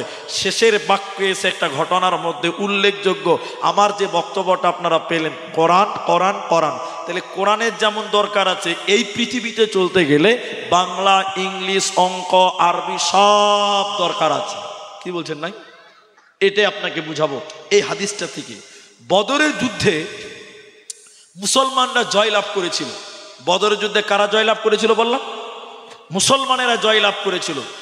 সেই যুদ্ধে 70 জন কাফেরকে কেটে কুয়াতে ফেলেছিল, আর 70 জন কাফেরকে বেঁধে নিয়ে মসজিদে নববীতে বেঁধে রেখেছিল। কতজন কাফেরকে বেঁধেছিল বললাম? 70 জনকে। তো আল্লাহ নবী ওদেরকে বেঁধে রেখেছে, সাহাবীদেরকে জিজ্ঞাসা করছে, এই সাহাবীরা, এদের কি করা যাবে বিচার? ভালো করে শুনেন, এই ঘটনাতে একটা গুরুত্বপূর্ণ কথা আছে। এদের বিচার কি করা যায়? তো কেউ বলছে যে হুজুর ওদেরকে হাত কেটে দেন, কেউ বলছেন পা কেটে দেন। কেমন কোরআনের বিরুদ্ধে যুদ্ধ করতে আসবে, দেন মজা মেরে দেন। হযরত উমরকে বলছে, উমর তোমার রায় কি? উমরের রায় শুনবে, পেশাব বেরিয়ে যাবে। উমর বলছে যে সবাইকে একটা করে তালোয়ার দিন, নিজের হাতে নিজের পেটে ভরবে তালোয়ার। কেমন বদমাস কোরআনের বিরুদ্ধে আসবে। উমর মানে ব্যাপারটাই আলাদা, বুঝতে পারছেন কিনা? তো উমরের এক সিদ্ধান্ত হলো, আল্লাহ নবী জ্ঞানের মানে ভান্ডার সাহাবী হযরতে আবু বকরকে বললেন, আবু বকর তোমার মত কি? এই যে 70 জন কাফেরকে বেঁধে রেখেছি, এদের কি করা যায়? এদেরকে তো আর এমনি বসে বসে 3 টাইম খিলাতে পারবো না, কি করা যায়? মসজিদে বেঁধে রেখেছি। তা আবু বকর কত জ্ঞানী মানুষ, আবু বকর বলেছিলেন, আল্লাহ নবী গো, এদেরকে জরিমানা করা, গরিব মানুষ তো, এদেরকে যদি জরিমানা করাই টাকার মার পড়বে, আর জীবনেও কোরআনের বিরুদ্ধে যুদ্ধ করতে আসবে না। এদেরকে কিছু করে জরিমানা করেন আর ছেড়ে দেন। তো দিবে কি? খবর পাঠাও বাড়িতে, এদের বাড়িতে বাড়িতে খবর পাঠাও। সবাই বাড়িতে খবর পাঠালো, বাড়িতে খবর চলে গেল সবার বাড়িতে, তোমরা তোমাদের আত্মীয়দেরকে জরিমানা দিয়ে দিয়ে ছাড়িয়ে নিয়ে যাও। 70 জন বাঁধা ছিল ওই জায়গাতে, স্বয়ং বিশ্ব নবীর জামাইকে বাঁধা ছিল, যেটা হযরতে যায়েনাবের সঙ্গে বিয়ে হয়েছিল। যায়েনাবের গলায় একটা হার ছিল, যেটা খাদিজা দিয়েছিল, খাদিজা রাদিয়াল্লাহু আনহা দিয়েছিলেন। তো আল্লাহ নবীর জামাইকে ছোটাবার জন্য মেয়ে গলার হার খুলে জরিমানা হিসেবে পাঠিয়েছিলেন। আল্লাহ নবী হারটা দেখে টুকরে টুকরে কেঁদেছিলেন, বলেছিলেন এটা আমার খাদিজার হার, এটা আমার খাদিজার হার। নবীজি কেঁদেছিলেন। সাহাবীরা বলেছিলেন, আল্লাহ নবী এই হারটা আপনি রেখে দেন, এটা জরিমানা হিসেবে নিতে হবে না, এটা আপনি পার্সোনাল রেখে দেন। আল্লাহ নবী বলছেন, না, এটা জরিমানা হিসেবে এসেছে, আমার আবেগ ছিল তাই আমি বললাম, এটা আমি পার্সোনাল ভাবে রেখে দিতে পারবো না। সবাই ছাড়িয়ে নিয়ে যাচ্ছে, কিন্তু কিছু কিছু লোক ছিল পরনে জামা ছিল না, কাপড় ছিল না, তাহলে এরা বাঁচবে কি করে? এরা কি করে বাঁচবে? এরা জরিমানা দিবে কি করে? পরনে জামাই নাই ভালো করে। তখন কি করা যায়? নবীজি ওদেরকে ডাকলেন, যেটা বলতে যে শোনেন, নবীদেরকে ডেকে বললেন, ও কাফির মুশরিকেরা, তোমরা বলো তোমরা লেখা পড়া জানো। যেটা বলতে চাইছি এটা এখন পেলাম, তোমরা লেখা পড়া জানো। তারা বলছে জি জানি। আচ্ছা, ওরা তো মুসলমান নয়, ওরা তো মুসলমান নয়, ওরা কি মুসলমান না? তাহলে ওরা লেখাপড়া জানে মানে কি? কোরআন হাদিস না, সে জামানায় যা শিক্ষা ছিল ওইটা ওরা জানে। নবীজি বললেন তোমরা লেখাপড়া জানো? তারা বললেন জি লেখাপড়া জানি। নবীজি বললেন তোমরা আমার সাহাবীদেরকে কিছুদিন লেখাপড়া করিয়ে শিক্ষকতা করে তোমরা মুক্তি হয়ে যাও। বলুন সুবহানাল্লাহ। তাহলে দুনিয়ার শিক্ষারও জায়েজ দরকার আছে, প্রয়োজন আছে, তবে মুসলিম হিসেবে আপনাকে কোরআন শিখতে হবে, কোরআন জানতে হবে। আপনার ছেলেটা মাদ্রাসায় পড়ে না, আপনি কোরআন মসজিদে যাই না, আপনি পাঠাবার ব্যবস্থা করেন। আপনার গ্রামে মক্তব নেই, আপনি মক্তব চালু করেন। আপনাদের ছেলেদেরকে কোরআন শিক্ষার ব্যবস্থা করেন, আপনাদের মেয়েদের কোরআন শিক্ষার ব্যবস্থা করেন। আপনার স্ত্রী যদি আপনার বাড়িতে কোরআন তেলাওয়াত করতে পারে সকাল সন্ধ্যা, আপনার বাড়িতে কোনো অশান্তি আসবে না, কোনো বিপদ হবে না, আপনার বাড়িতে কোনো দুর্ঘটনা ঘটবে না। কিন্তু আপনার স্ত্রী তো কোরআন পড়তেই জানে না, ও আবার পড়বে কি? কোরআন তো পড়তেই পারে না। আজকে আমাদের ঘরগুলো সিনেমার ঘর তৈরি হয়ে গেছে, সিনেমার হল তৈরি হয়ে গেছে। আমাদের ঘরে কোনো কোরআন হাদিস কোনো আলোচনা হয় না, কোরআন তেলাওয়াত হয় না। আমাদের সর্বাঙ্গীন দিকে চেষ্টা করতে হবে। কোরআন শিখবেন কি? এটাও আল্লাহ প্রথমে শিখিয়ে দিয়েছেন। আল্লাহ কোরআনে বলছেন পড়ো পড়ো তোমার রবের নামে। তাহলে সর্বপ্রথম যে পড়াটা পড়তে হবে সেটা হলো আল্লাহ। সেটা কি পড়তে হবে? আল্লাহ, আল্লাহর বিষয় পড়তে হবে, আল্লাহ সম্পর্কে জ্ঞান রাখতে হবে। এই জন্য আল্লাহ রাসূল বলছেন, আল্লাহ বলছেন ফা'লাম, জ্ঞান অর্জন করো, আন্নাহু লা ইলাহা ইল্লাল্লাহ, আল্লাহ ছাড়া কোনো মাবুদ নাই। আল্লাহ সম্পর্কে জ্ঞান অর্জন করো। তাহলে সর্বপ্রথম তোমাকে জ্ঞান অর্জন করতে হবে কোরআনের। তাই সাহাবীরা বলতেন তাআল্লামনাল ঈমান সুম্মা তাআল্লামনাল কোরআন, আমরা সর্বপ্রথম ঈমান এনেছি, এরপরে পরে আমরা কোরআন শিক্ষা অর্জন করেছি। তাহলে প্রতিটি মুমিনের, প্রতিটি মুসলমানের রন্ধে রন্ধে অঙ্গে অঙ্গে থাকতে হবে কোরআন। সাহাবীদেরকে জিজ্ঞাসা করা হতো, এই এই এই তোমরা কি করো? মিলেন একটু মিলেন, তোমরা কি করো? কারা বলতেন? কাফেরেরা। যে তোমরা তো নাকি মুসলমান হয়েছ, তো তোমরা কি করো? মুসলমানরা করে কি? তখন সাহাবীরা বলতেন আমরা কি করি? কোরআনে যা আছে আমরা তাই করি। বলুন সুবহানাল্লাহ। আবার ওরা মশকরা করত, তারা ঠাট্টা করে বলতো কোরআনে কি আছে? বলে আমরা যা করি তাই কোরআনে আছে। বলুন সুবহানাল্লাহ। কতটা মিল ছিল কোরআনের সঙ্গে। তারা কোরআন ছাড়া কিচ্ছু বুঝতো না। আর এখনকার মুসলমানদেরকে জিজ্ঞাসা করেন তো, এই এই এই তোমরা কি করো ভাই? তো এখনকার মুসলমান বলবে যেটা কোরআনে নাই ওটাই আমরা করি। আমাদের সঙ্গে কোরআনের কোনো সম্পর্ক আছে? ইতিহাস বলতে চাই আপনারা, আমি আর এই 2-10 মিনিট 5 মিনিট যা আছি শেষ ইতিহাসটা বলবো এই ব্যাপারে। আমরা কোরআন এত সুন্দর পেলাম কি করে? নবীজি আল্লাহ তো আর এইভাবে কোরআন দেয়নি, এভাবে দিয়েছে? এরা বলে না দিয়েছে এভাবে, এইভাবে দেয়নি। তাহলে আমরা কোরআনটা পেলাম এত সহজ করে, এত সুন্দর করে, কেমন করে? আমার দিকে দেখেন, এটা নিজামিয়া মাদ্রাসা না হাফিজিয়া মাদ্রাসা? নিজামিয়া মাদ্রাসা।